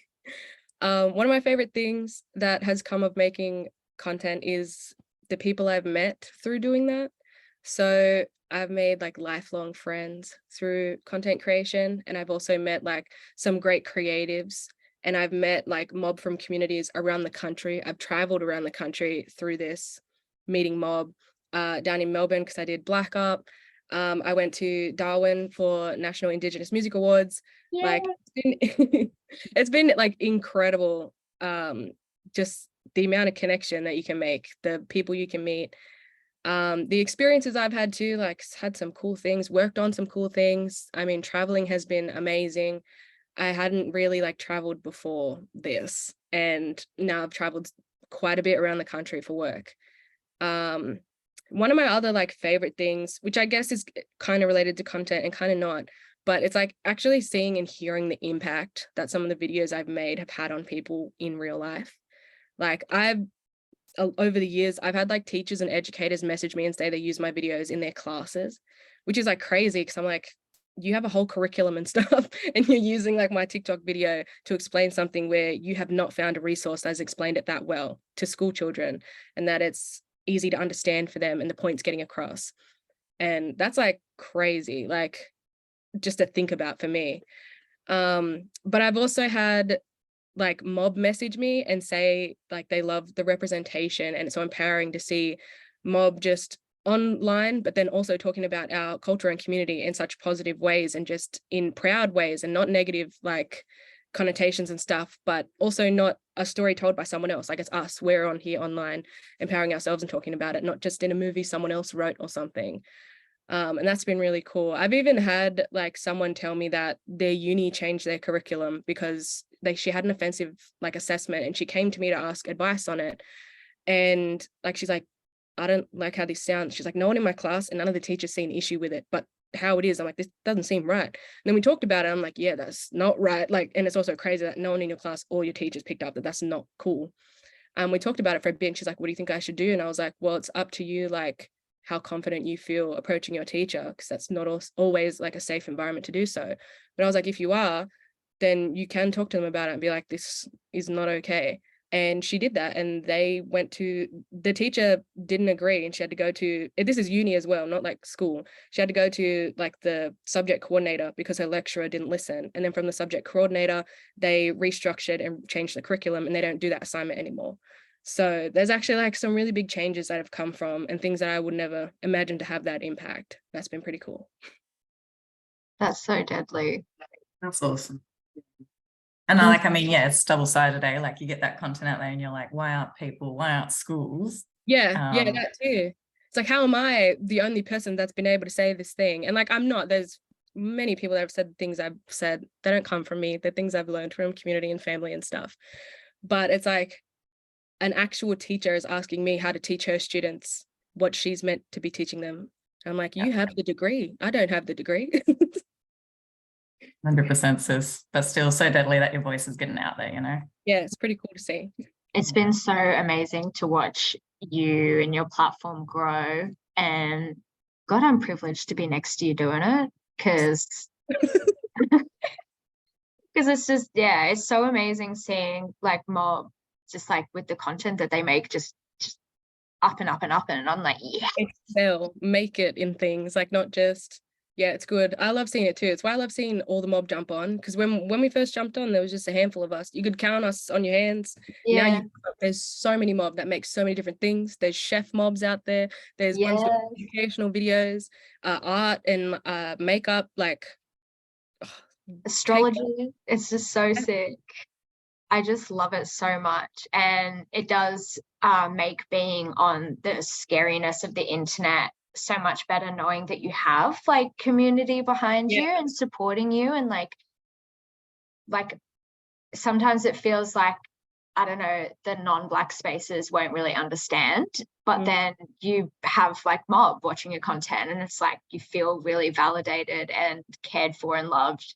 I think that's been my favorite parts. And also, yeah, just meeting everyone and talking to people, and like, yeah, traveling for work. Like we went to Darwin together, and that was so crazy. I've never been to Darwin before, and it was just so beautiful. So yeah, I think I might open the floor for people to ask some questions if they have any. Right, I got the chat open for any, or also talking if people didn't want to write it in the chat. Hey, could I ask you a question? Yeah. So in one of my courses, we're looking at like creativity, and as a content creator, you know, you use a lot of creativity to generate ideas for content. And I was wondering if you had sort of a strategy or some sort of plan for how you do generate ideas consistently for your content. Sometimes I do fall in a rut where I don't have any ideas for a while, and then I just like, I try not to force it and just make other types of content. Like sometimes I'll have no like things for makeup ideas, and I won't make one for like 3 months because I just can't think about a good makeup look to make or a purpose to make one or something. But if I do want to like get like creative juices flowing or whatever and get that inspiration back, sometimes I jump online and see like what's trending and stuff, because like an easy way, if you're like talking specifically in the context of creating content online, so not for like uni and stuff, if you were talking about that, but like seeing trends and stuff, like that's an easy thing that you can do, but make your own, like, and apply yourself to it. Something that everyone's doing right now, you don't need to think about like what it is because the trend's already happening. You just need to apply it to yourself. But if not talking about content creation, then usually I'd like hop offline to get inspiration in general and like for other things for like art or whatever too. Like sometimes I'll go actually outside and look out into nature and stuff, the sky and stuff, and I get a bit of inspiration for art and everything and things that look nice or make up things by what I'm actually looking at. Sometimes I'll go talk to people and then just having conversations with something they said, I was like, I can make a video about this or the thing they said, and things from your life you draw in. It's a bit hard, I guess, when you don't go outside. Sometimes I don't, like, you really need to go do things to get inspiration from things, I would say. And when I'm in a rut and I'm inside and not thinking about a lot, I do go through times where I just don't have any ideas and things. So I try to like go out, even going to talk to my siblings and stuff. They give me ideas sometimes. They have so many silly ideas and things, like going to talk to other people for inspiration, going outside, even like you can find inspiration in anything, but you got to go out and see and do those things, I guess. So I just try to get out of my room, like then let the things, see what I can see or talk to or whatever, hit me and see what I can make of it. But sometimes I just let it go until an idea comes. Sometimes watching movies, I'll get ideas, and like listening to songs, I'll like hear something and it might not even relate much to the song, but it like click something in my head. I write it down in my notes. That's a real good idea. If you ever get little ideas, write them in your notes. Don't just let them like go away. I've got so many like ideas in my notes that I haven't done anything with yet, but if I did something with them, they could be good. So all your little ideas and stuff, definitely write them down. There are things that I've thought of and then I just didn't remember them again. I thought I would remember them. I did not remember them. Write them down. I hope that answered. If it didn't, I guess you could ask another question that's similar and I'll try to answer that. Yeah, no, that was good. Thank you. So before, hey, sorry, is that you, Mesa? Yeah, I was just going to say, I did want to say lastly as well that like, we have such a big space on TikTok too that you don't have to make any type of content that you don't want to make. So if you don't want to make educational content or content about culture, you don't have to. That's why I was like, if you want to make like a niche content just about makeup or cooking, you can do that. And there are mob that do that. There's mob that do everything on here now. Like we've got makeup artists only that are mob. They don't talk about culture and stuff or whatever, and that's fine. We've got people that do cooking, and that's amazing. Music only. Like you don't have to think that you have to get on there and educate or even talk about your life or personal things or your family, because it is very vulnerable. It's so vulnerable. Like some of the comments I get, it's like, this is my family, my people, like why are you talking like this? It's not just detached. Like, yeah, so you don't have to make any educational content and stuff either. You can just get on and talk about makeup or books or whatever. And there are other mob that do those things too, mostly now. Like you don't just have mob educating on TikTok. There are mob that do whatever, and you can build your little community together, little makeup or whatever, books and stuff. You don't have to fall into any box. You can make content about whatever. You have no obligation to do any type of thing on there. Thanks for that reminder, sis. Yeah, and you've told me that 1,000,001 times. Yeah, so I'm like, stop just doing educational stuff. Make content about your books and things. Literally, That's hard. I know I've had so many like breakdowns to Mesa and Nick about like wanting to get off the app because I just felt too much pressure. And Mesa's like, you don't have to just make those videos. You can make whatever you want. That's what I've been doing. I've been making cosplay videos and sewing videos. Because that's like so enriching. Like you don't have to just educate people. You're not there just to educate people. You can have fun on the app as well. And as a creator, you can just be a fun creator. That's so fine. Literally. Like as well in the community with other people doing different things. Like you don't have to do it all. So if you just want to do that, you can just do that. Yeah, no, definitely. 100%. And you know what? It has such a big impact on mob watching that as well. Like whenever I see creators who are just doing stuff that they love, something they're just passionate about, whether it's like gamers on Twitch or whatever, that actually is really good for my cup as well, because it's like, okay, we are being celebrated for everything, you know, for all the interests, for all the different parts of us, and for just having fun. Yeah, exactly. Representation needs to be across, you know, not just in that Indigenous affairs category. Yeah, 100%. Thanks so much, Mesa. Have we got any other questions before we have a quick break? We've been pretty good on time. Yeah, hey. Mesa, you're going to be sticking around for the next hour with Bo? Yeah, I want to watch Bo's his presentation too. Yeah, beautiful. Oh, thanks so much for staying on. And so if a question comes up for me, so you can always ask it at the end then. I'm going to pause the recording.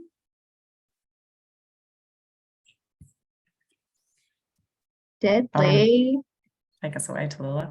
Well, thank you so much again for coming to give your time and also your knowledge. I just wanted to give you the floor to introduce yourself to everyone. Yep. Yama, Bospiram, Gumori Kuma, Marawari. Born in Western Sydney and grew up on the south side of Brisbane. For the last 10 years, I guess my background is in community radio and also podcasting. I don't work in that field anymore. Or, while I do podcasting, I do, but not the sort of radio stuff. As well as doing sort of radio and community radio and black media. Also been involved in activism here in Brisbane since 2012 as well, in Musgrave Park with the embassy and with war, and still with war, and also Treaty Before Voice, doing a bunch of stuff around that as well. Yeah, so if there's any fellows in Brisbane, we have an event this weekend on Saturday, which Lydia is coming to be a part of, and then also Chelsea, as well as showing Uncle Richard's film. And yeah, but yeah, community radio, broadcaster, and activist. Yeah, that's me. Very good, Bo. I might find a link to that event you just mentioned, and I'll share it in the chat while we're yarning.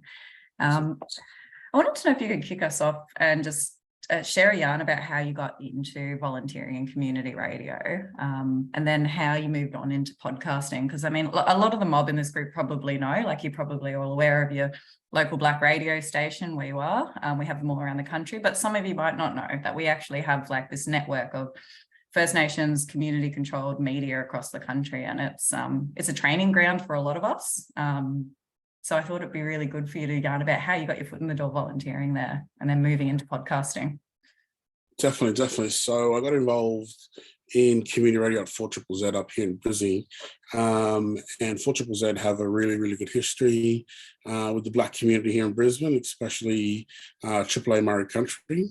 AAA Murray Country started off as an hour radio show called the Murray Hour on 4ZZZ back in 82, 83. And grew from 1 hour to like 14 hours, and then even grew more, and they ended up getting a license and becoming their own sort of staple radio station, not just for Southeast Queensland, but for black media, I guess, in general around the country.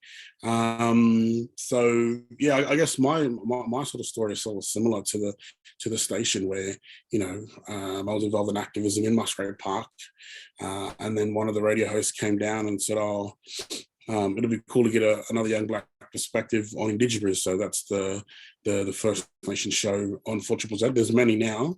That was the only one back then, and I think it's first of its kind since the Murray era. Hopefully I'm wrong, but yeah, that I know of. But yeah, so I went down there, and Kristen McMahon is her name, deadly radio host as well, and journalist. She was hosting that show by herself, got me to come down. We were doing it, and then she goes, "Oh, you should go down to AAA Murray Country and do your certificate, so they can teach you how to panel. And when I'm not there, you can panel yourself, or we can switch up and stuff." So I did that. Went to the station. Did a 12-month traineeship. Did my training, which was a 12-month certificate, and then after that got like employment, and I was hosting a couple of shows. So I was doing Indigibriz for ZZZ, as well as filling in for the Murray Hour and Uncle Pete's Sunday show, doing a bunch of different shows. And as well as sort of doing activism, that really sort of pushed me more, I guess, to wanting to hear more black voices on air, especially on the shows that I was doing as well. Yeah, so I was doing that for a good part since 2012. I think I was employed around 2013, end of 2013. Worked up until 2015. And then from there went, I finished up at the station and then come back 2 years later in 2017, and I started hosting Let's Talk. And by that time, I stopped hosting Indigibriz on 4ZZZ as well. And yeah, I just started focusing on hosting Let's Talk, which is a First Nations program, which is from 9 to 10 Monday to Friday on 98.9 FM, and then also beamed around the country via NERS to other First Nations radio stations.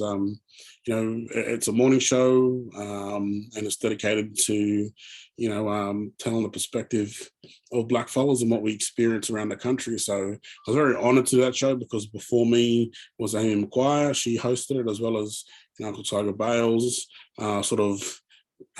led that program for almost 15 years as well. So had some really big shoes to follow, to fit, I guess you could say, but enjoyed every moment. And then like to think that, I carried the torch, as well as, Amy and Unc did as well. And, the program still goes, and there's a whole bunch of different hosts that continue to do that show now. It would have been around 2020 when I started podcasting, but the idea for something to do with like frontier conflict has always been in my mind. And I always tell Ashan, like in 2012 or 13, I got this really awesome comic book gifted to me from a friend, and it was called 500 Years of Indigenous Resistance. So looking at, Indigenous resistance in Turtle Island, so from 1492 and, in South America when Columbus came, to like, 92, 95, like the Oak Crisis in Montreal and so-called Canada, and, other parts throughout the Americas as well, really inspired me. And, back then I was doing radio, but I never thought to do a podcast about First Nations frontier wars here in Australia. So I always just sort of had that idea in the back of my head, never told anybody about this. And I couldn't draw, so, I couldn't make a comic book for, just to save my life.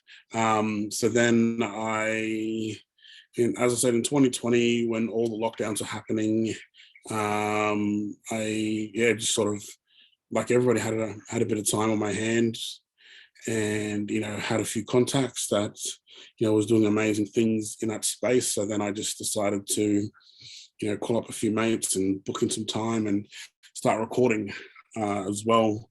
And it was amazing, because I never thought that the podcast would be what it is now. How many downloads, how many episodes, and the appreciation that the podcast gets for being another sort of pillar of truth telling in our country. Absolutely, a pillar of truth telling. That's how you sum it up, Bo, because I actually think that like what you've done with this storytelling is exactly what Mob deserve to have a platform to do, to unapologetically, without any white gaze or editing of our narrative and of the truth, present the full history.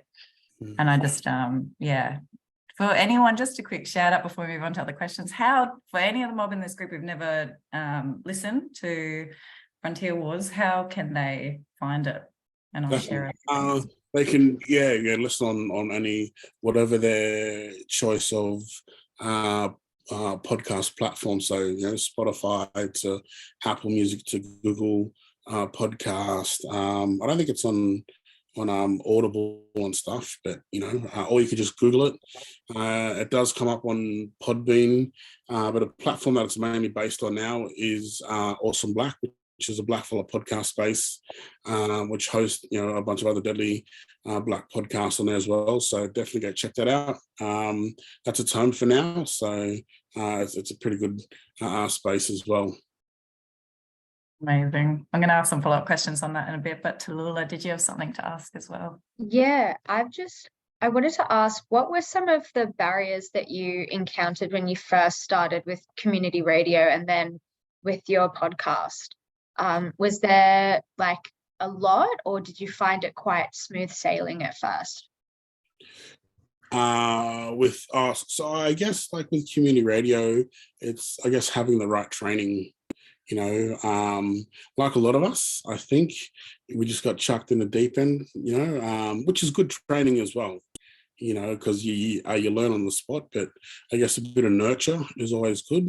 Don't get me wrong, like I had people with me as well, but I guess some of the fundamentals of sort of journalism in general, I guess, is very important to understand and know as well. And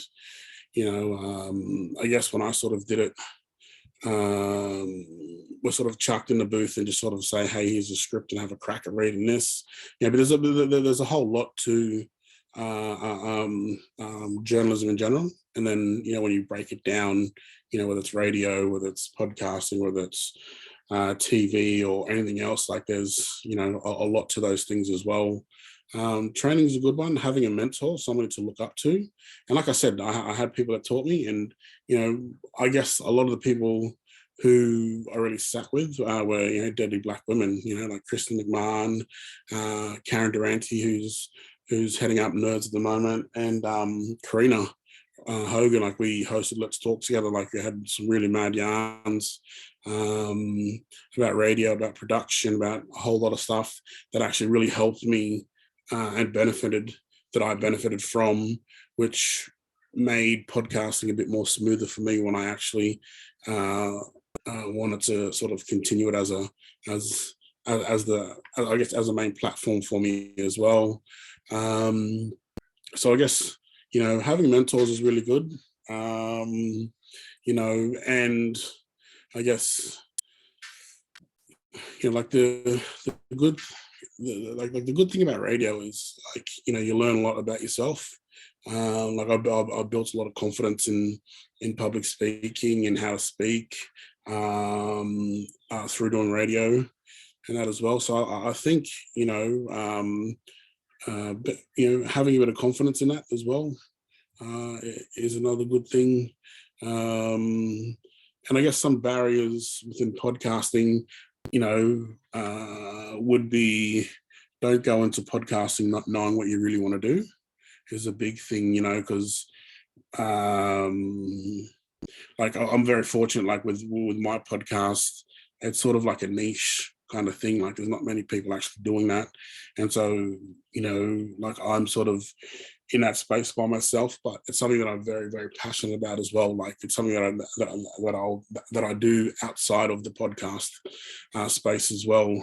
Like going into schools and unis and workplaces to talk about this, and writing some articles in the past about this as well. Like history has always been something that I've always loved and admired as well. So I think it's so important for whoever's doing radio or podcasting, knowing what they want to tell, and also knowing that we all have a story to tell. I've seen people do podcasting where I don't know, like it wasn't their strength, and I think it didn't necessarily,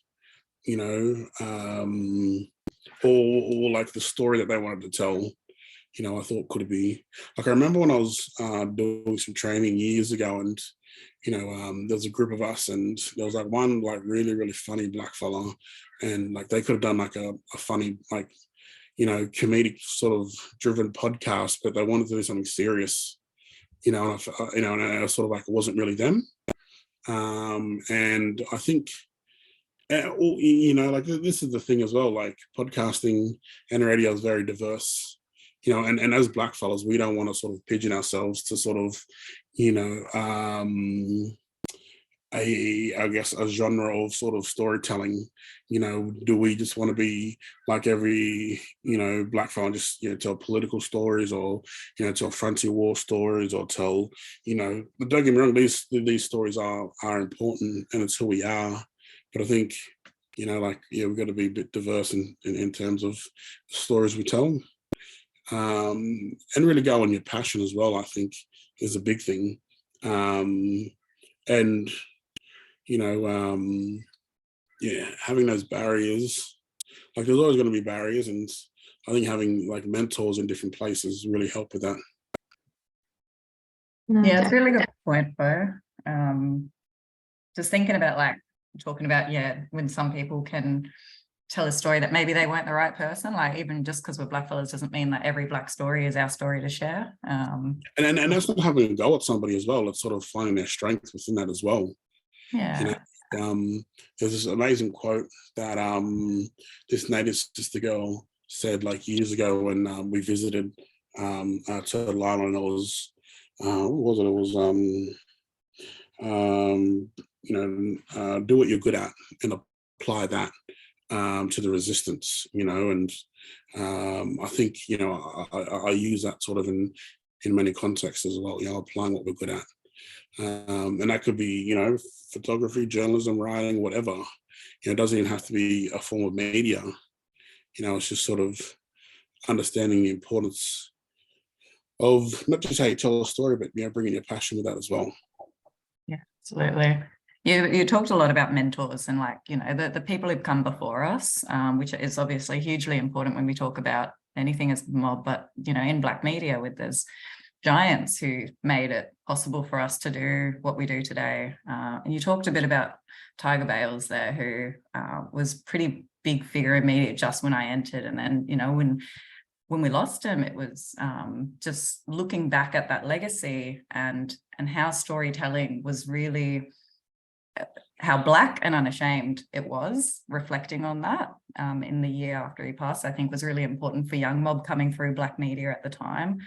So I just wanted to ask you, like, what did you learn from Tiger and other mob who came before you? Like, how did they kind of inform your storytelling to tell stories that were different from the mainstream? Definitely. And I think this is a really good question because Black journalism in itself is a whole different category when we talk about Western journalism, like white collar journalism. Like white collar journalism talks about like being balanced and showing both sides to a story, where us as Black fellas, we're reporting on a whole back end of sort of this thing that they call balancing. We're reporting from a perspective that isn't necessarily heard and sometimes doesn't want to be heard from outside of our community. So we do these things, and one thing that like makes it gets you wild is, the amount of, I guess, stories that are broken by non-Indigenous peoples that are firstly reported by mob. So you look at like Don Dale, or you look at sort of, youth incarceration or Black deaths incarceration. Like a lot of white people have won awards off the back of, people like yourself, Sis, and many other Black daily journalists like breaking these stories, and it's not just breaking a story, but it's, like these are our families, these are our community members, these are other Black fellows that look like us, sound like us as well. So, when we tell a story, it's coming from a totally different place. And that's coming from love and coming from such an important place to hold these stories in high regard, because like we don't just sort of interview somebody then forget who they are and their story and move on to the next thing. Like, this is sort of like a revolving door sometimes for our community. So we need to be in contact with these fellows, not just for stories, but to check in with them as well. So like that's an important thing that I learned, as well as holding presence. Like Unc was somebody, whether or not he went into a room to command it, like you felt the presence of him through his voice. Like I don't know if like the voice on radio was the same as when he was off, you know what I mean? But he still had like this presence on air and like this like real deep voice, and once you heard it, like you sat down and listened. And I think that's an important thing, especially if we're not in Black spaces, and we want to tell our stories in white spaces. I think, to captivate people is such an important thing to do with storytelling, with journalism, with radio. I think Unc really did that in a way that sometimes it's not taught. You know, I mean, it comes natural.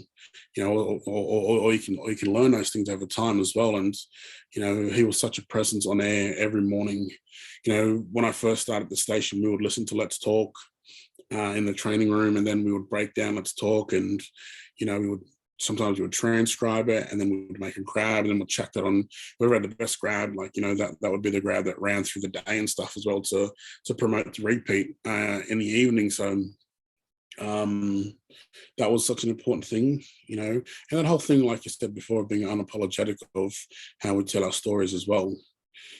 You know, because there was you know, he would open up the lines, he'd get the truckies, he'd get, you know, like your rednecks and all these other fellows talking as well. And, you know, they would give it to him and he would give it back to them. And, you know, he would either sit there and yarn with them, or he'd just come straight off and give his peace of mind to them, and you know, what our people think and how people experience as well. So, you know, he wasn't afraid to engage within those conversations as well. And, you know, like I said, he did that show for like 15 years, you know, and outside of media, you know, he was a very, very staunch, you know, supporter of our rights and leader of our rights as well. And there's actually a documentary, I think, coming out starring him and a couple other really staunch mob as well later this year. You know, and it's, yeah, I think those would be some of the main keys that I learned from just witnessing, you know, would be how to hold space and command that with your voice. You know, understanding the importance of Black media in this country as well. Yeah, like those would be a really, really big thing. Definitely. And with that, and holding space and talking about these things, you mentioned before that your podcast is quite a niche when it comes to Spotify, and I love listening to your podcast, and so does my mum. And you dispel a lot of misinformation with Frontier War Stories about some very mainstream beliefs held by white Australians, and even by people globally that we see online. Have you ever gotten any backlash from the things that you do? And if you have, how did you deal with it? Have there been certain precautions you've needed to take? Yeah, like it's a sensitive thing, you know, because you know, I remember I don't know, I was doing some articles with I don't know if it was like the Sunday paper. No, what was it called? Is it Sunday paper? Oh, it's just like Black Palestinian paper that like a few mob was writing in as well. And like I think I misspelled and didn't acknowledge the actual mob. I just said like Palawa, like I just said like blanket sort of mob and stuff, and these mob reached, like, you know, upset and rightly so, reached out and said, oh, you know, like we're not just all one, you know, like mob on the island, you know what I mean? Like do your research properly and look in, you know, to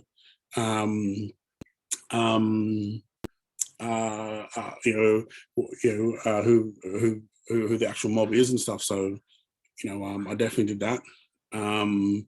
You know, and I think that's an important thing as well, to sort of, you know, why it's so important to sort of get the stuff that we write down, as well as definitely is so important as well, you know, like, so we end up rectifying that as well, which was good. And then, you know, like with mob in general, it's always like you don't read the comment sections kind of thing as well. Like there's a couple of, you know, comments on like the Podbean account, I think, of, you know, silly comments from, you know, white fellas. But yeah, you know, I don't like, if it's white fellas, I'm not necessarily going to take notice to them, because, you know, anything that, you know, nothing that they say when they're being racist to us is anything new.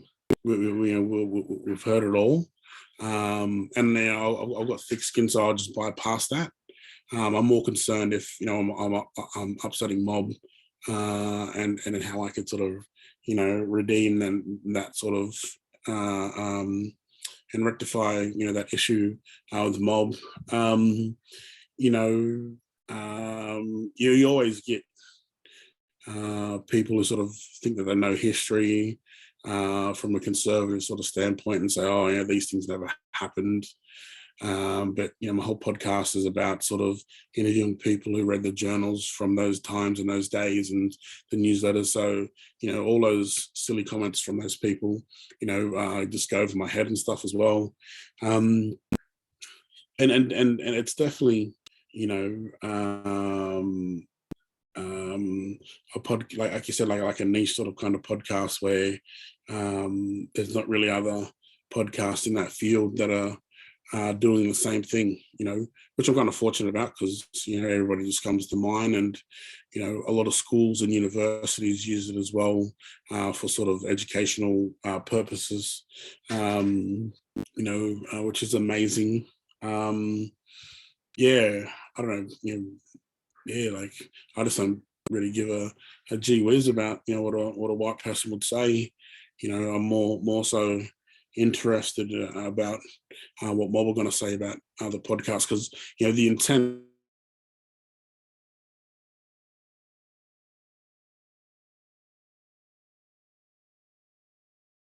Is Bo frozen for anyone else there? For me, yeah. Do you want to shoot him a text, sis? Yeah. Awesome. What I want to do and focus on with the podcast. Sorry, Bo, you went frozen there for a second, but we just got you back at the end, so we missed the majority of your last 20 seconds. But I had a little follow-up there. I think you raised such an important point, especially for anyone like young mob coming into storytelling on whatever platform for the first time. There's this yarn about accountability, right? And how to be accountable and do it properly and respectfully as well. I agree with you. Like, I really don't give a crap about what Guttiers say about my work. What matters to me is if I'm told the story with integrity, that the story is about, whether it's my own mob or someone else's mob, that they feel like it's been represented properly. And that there's been care and compassion for our mob in the storytelling process. So just wanted to see if you could like some advice for mob coming into this for the first time, because it can be confronting getting called out by mob. And there's different ways to go about it, but what advice do you have for young mob when they do get pulled up for the first time coming into this space creating content? How would you advise mob to engage with other mob who have criticism about what they've done?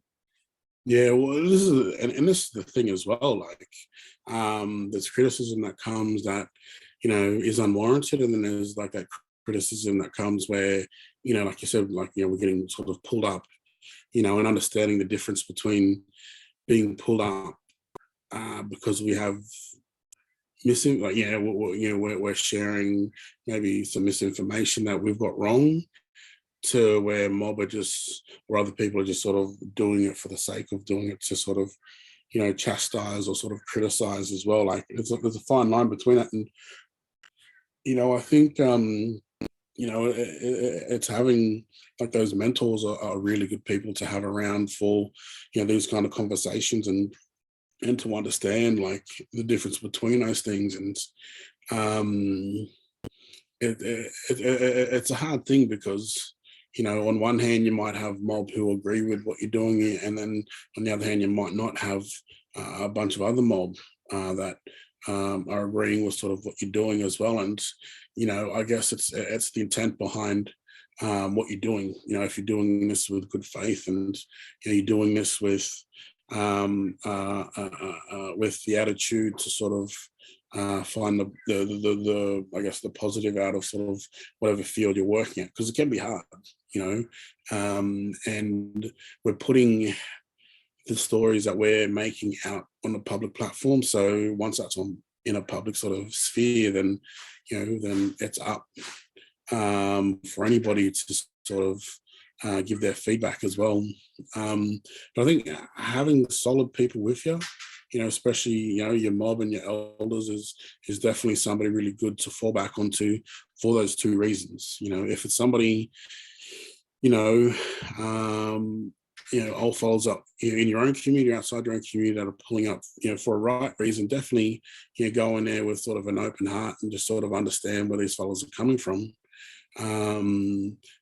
and how you can sort of make that shift to sort of correct whatever it is that may have come out that is misinformation and false or sort of wrong, and work with those fellows as well. Work with them in a way where they feel that their input is valid, and their time, with you is genuine.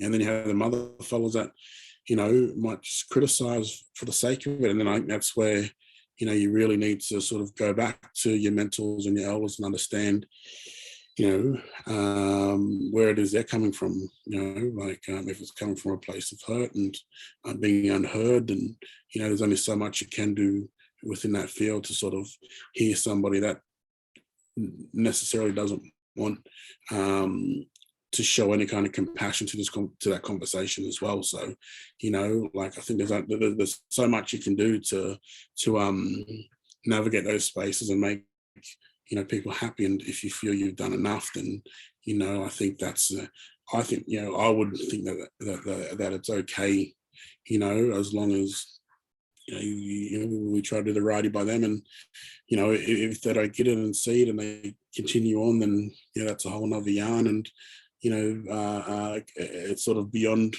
your capable hands to sort of rectify those things. Yeah, it's really good advice, Bo. Like, just, checking in with the people who grew you up, who are around you, who can kind of pull you up when it is genuine, but also remind you when there are things that you just shouldn't engage with, don't engage with people who are going to attack you to the point where it's affecting your mental health. Definitely, and where it's with malice as well, then maybe that's not somebody who is choosing the path of correct, criticism and stuff, positive criticism, and that's definitely not the right way to go about it as well. And that comes back to, the stories that you tell and how we tell them, and, because these are safe spaces that we're creating these stories in, but then putting them out to the world can necessarily not be as safe as well. So definitely have your check-ins with your circle and stuff as well when these things pop up. No, thanks, Bo. I got one more question before we throw it at everybody. So if you've just got yarns, type them in the chat box, or you can ask it. You can ask it on camera after this. Just when you reflect on your career so far, Bo, what are some of your favourite things about telling stories through podcasts and community radio? What are things you love about it? Yeah, I think it's having the opportunity, especially on radio, community radio, having the opportunity to let mob have their say and feel as if okay, I've got to have a say about a specific issue that is very important to them, and being part of a process that continues to, whether it's being like, I think, being part of a process where, collectively as, Black fellas in the media space, are sharing these stories and are sort of, chipping at this rock of, colonization and having the fortitude to continue to do those things, I think is very special. Every year, on radio, I would definitely go. I'd go around the country and on air and answer different mobs about Invasion Day. When all the Black Lives Matter stuff was happening, me and Corinne, in the lead up to the big rallies and stuff, we're just talking to various different families and not necessarily experts, but people who understood that system, who could really give us more information about different processes that families and that legal teams would go through to fight for justice. Yarning with other Indigenous folks around the world, was really empowering to me, because then I, got to speak with, a whole, just random people from different parts of the world who had similar stories and experiences to us, and we're fighting for the exact same thing essentially. And as I guess a Black sort of journalist and a media person, it was empowering and enriching knowing that there are other mob in their own corners of the world that were doing the exact same thing as us. And the world, once we become an adult, is a very hard and very downtrodden place, but to understand and to know that there's many people out there like us that strive for a better future for ourselves and for our next generation, and for our old people that are still alive, is something that's very empowering. I think that's why what drew me to activism and then also radio, to tell those stories and to connect with all these different people, and to be a part of this collective of mob, whether it was radio or TV or paper or online stuff, the like digital media, it's just so empowering. Any chance I get to be on radio, sometimes I'll take it and stuff, just to sort of be back on there. But yeah, it's that'll be sort of like my sort of highlight moments and stuff is that, and connecting with people like yourselves, who are very powerful people within this space, and carry those stories in a very special way, that nurtured our mob in times of need, or was sort of that voice of reckoning when we needed it, especially on our TV screen. So as much as those are my highlights out there, I definitely got to take my hat off to you as well, sis, for the stories that you did, have done and continue to sort of do as well. Well, I really appreciate that. Right back at you. One of my highlights from being at NITV was just when I got to go on Let's Talk, when you knew that it wasn't mainstream media ringing you up to ask you the dumbest questions about your story. You're going to be yarning with a Black fellow who gets it. And it's such a sense of safety that show creates for mob. So yeah, if anyone doesn't listen to Let's Talk, I posted the link earlier in the chat, and there's podcasted episodes on there. You can see the new crew who host it now. Anybody got a question for Bo?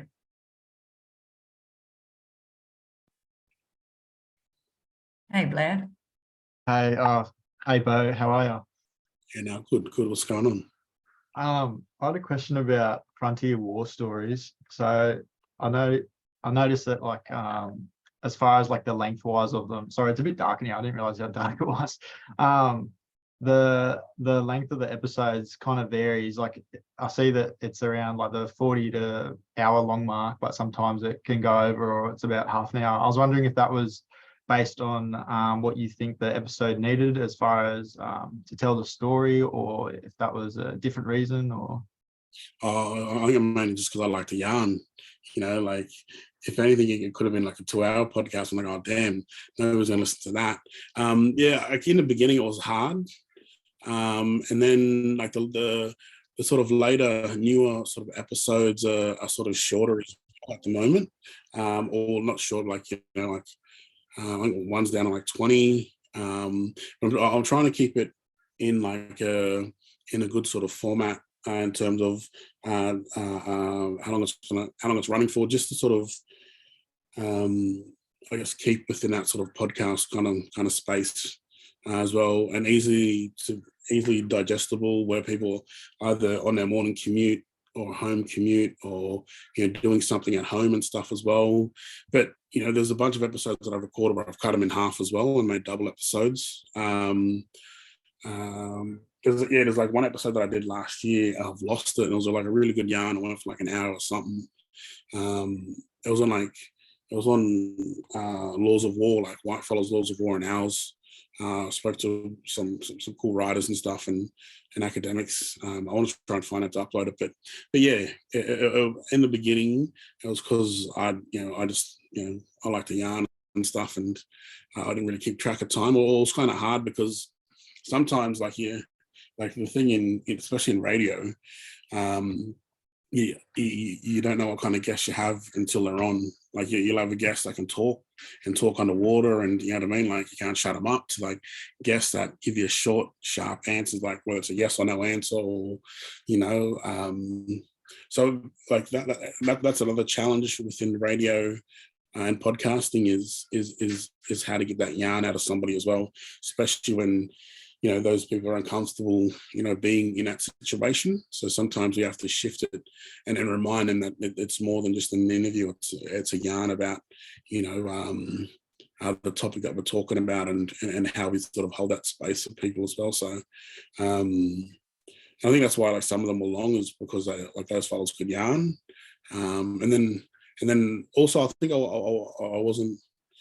was afraid to sort of chop and change like some of the stuff that I was saying, when now like I know what I want in those yarns as well, and then like sometimes I'll send them the audio, so this is like the final product of what I got, if you're okay with this, and I'll chuck it up, and most times they're all good with it as anyways as well, or I'll give them the audio and like they will have a listen back before I chop it up to sort of see what they want in and out of it. But yeah, like that was the only reason why the episodes in the beginning like an hour long or over an hour long and stuff.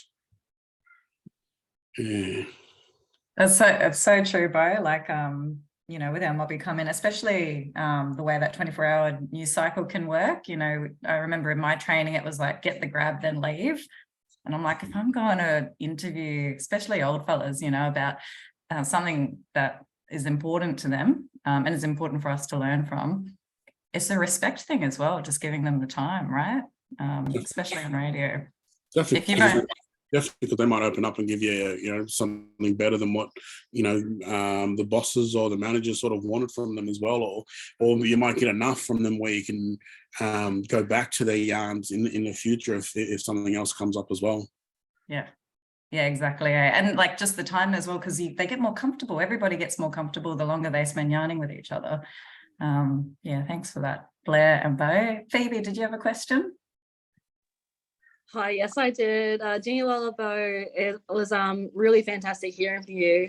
And I think this is a very more technical question because I also work in podcasting, but I came to it in a bit of a funny way. So I have no training in anything audio based, but then I got involved being a podcast producer at The Guardian. So then all of a sudden I got like thrown into this mainstream world of like full recording booths and like top of the line audio editing software. And I'm wanting to kind of depart from that and do kind of more independent work. So I'm just wondering from a technical standpoint, what's the tech you use? Like, did you use your radio networks to have that tech, or like, do you use a software? Like, I'm just curious. Yeah, well, like when I first started doing podcasting, I just used Zoom, and I didn't have the money to buy editing software. So like it was just all raw interview, like all raw audio straight like uploaded and stuff. But then I got Hindenburg, which I don't know if that's the only sort of audio software that's made for podcasting and like radio journalism. Hindenburg, yeah. And I just bought it straight out. Like, you know, you can buy like your yearly subscription. I just paid like, it was like $400-$500 for it. And I was lucky because my laptop shit itself and I had to go back and get it started, and then I just, you know, uploaded it. Yeah. Hindenburg's really good because like when I did Sound Up with Spotify, they said, oh, you know, here's Hindenburg, try this. But when I was on radio, we used Adobe Audition. Okay. So at the radio, so at AAA, yeah, we were doing Adobe Audition. So I'd go to work, I'd edit on Adobe Audition, I'd come home to my podcast on Hindenburg. Mind you, like I'm not really technical, so all I know is how to cut and paste, slide over, you know, put the audio here, like highlight it, save this part of the audio, then, you know, like that's all I know how to do, so that's all I do. And then later down the track, I got the best piece of like podcast equipment, like if you want to set up your own gear, I reckon, is, what was it called now? Rodecaster. Oh yeah. So and actually really cheap now. Like, well, when I mean cheap, they're like 1,200, still like a lot of money. And I have like a second edition of it as well.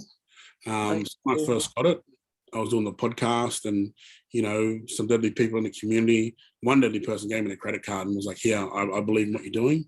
Order what you want." So I was like, "Okay, then I'm gonna order this. I'm gonna order, 4 headphones, four mics." I just ended up going silly, and this comes back to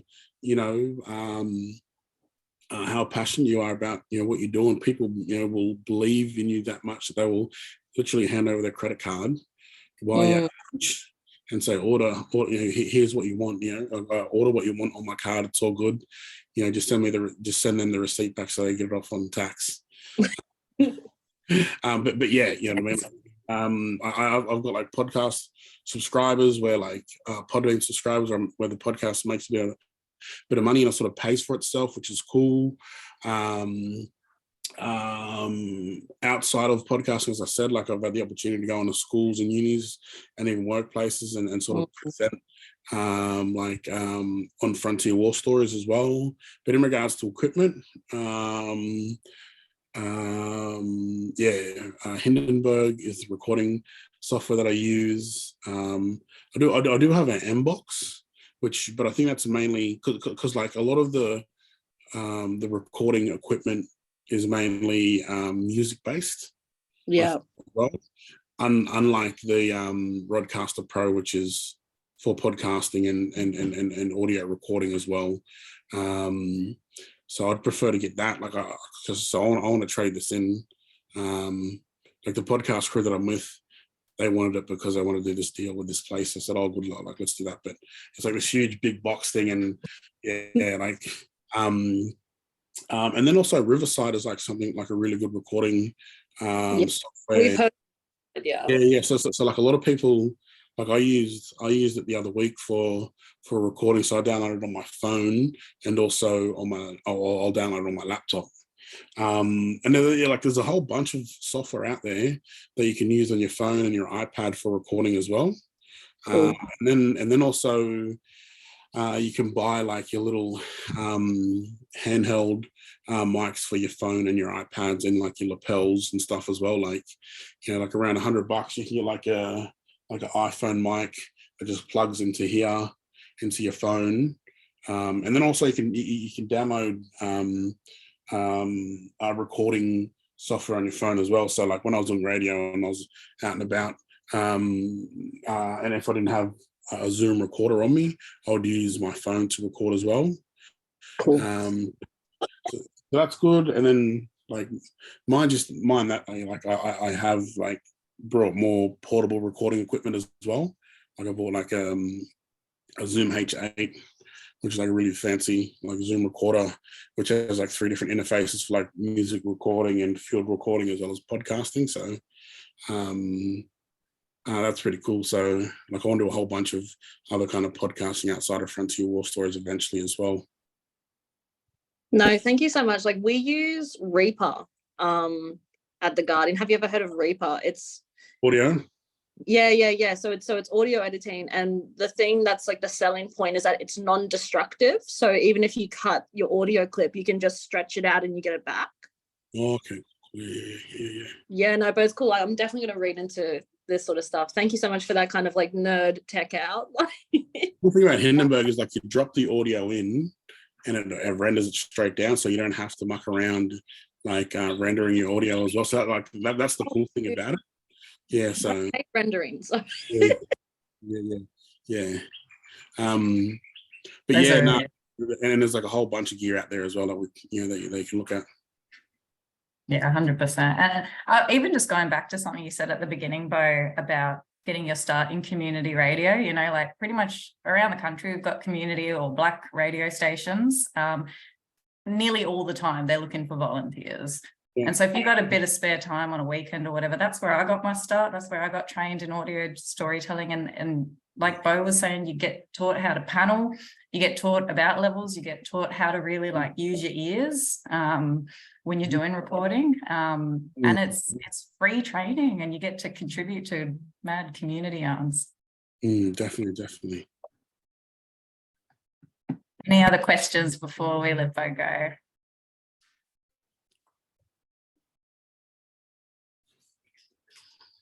think we've chewed up 3 hours and 1 hour with you both, so everyone's probably getting ready to crash for the afternoon. I just want to say big thanks. Like, yeah, I'd never stop learning from you every time I hear you going, and it's really just generous for you to share all this with the mob here, because like I know that you are a role model for a lot of young mob and older mob too. You know what you're doing with this space and how you do it, the way you hold yourself. It's and just you're just real beautiful presence, you know, like really letting people in. And I think it means a lot for anyone coming up into this space to see someone who can tell stories that are unashamedly Black, but also have the compassion that you have. So thanks for your time, brother. Yeah, thank you. I thought, were we doing like Q&A after this, or is this all? So these are the questions that we just got now from the mob. Do you have anything else you want to add? Because this is it. Yeah. No. So this is it? This is it. Okay, cool. I thought we were doing something else after, but all good. No, just wrapping up at 4 o'clock. 4 o'clock. Yeah, cool. Good. Now, thanks you fellas. Yeah, and I guess just in sort of closing, just remember that whatever space you're working in, and the stories that you tell, you know, the stories are very important, and there's a lot of weight behind the stories we tell. So when telling those stories, definitely take a moment to reflect on maybe where they came from, and definitely where they're going as well. You know, outside of our community, there is a lot of people who don't necessarily like the stories that we tell, because our stories are of truth telling, and our stories remind especially like racist people just how unattainable their history is in regards to the continued lies that they tell about our people. You know, where the truth tellers, and where the people, you know, they continue to shake this place up. And the more that we shake this place up, is the more that we get closer, you know, to real justice. You know, the moment that we stop talking and stop telling truth is the moment that they get a continent for free. So, you know, we've got to, you know, remember, if this is what we're going to do it with integrity, and know that, you know, we're a part of a long line of people who've not just told the truth, but are going to continue to tell the truth as well. So, you know, we're the truth tellers in a place where, you know, there's not a lot of truth. So definitely carry that flag for not just yourselves, but, you know, a lot of our mob that aren't necessarily here today to continue to tell those stories. That's mad advice. Thanks, Bo. I really appreciate you coming on. If everyone else can stay on the Zoom, but just, yeah, big ups. If you want to put your camera on and clap your hands, just want to say, yeah, thanks again. We'll let you go. Well, good. Now, thank you, fellas. Have a good one.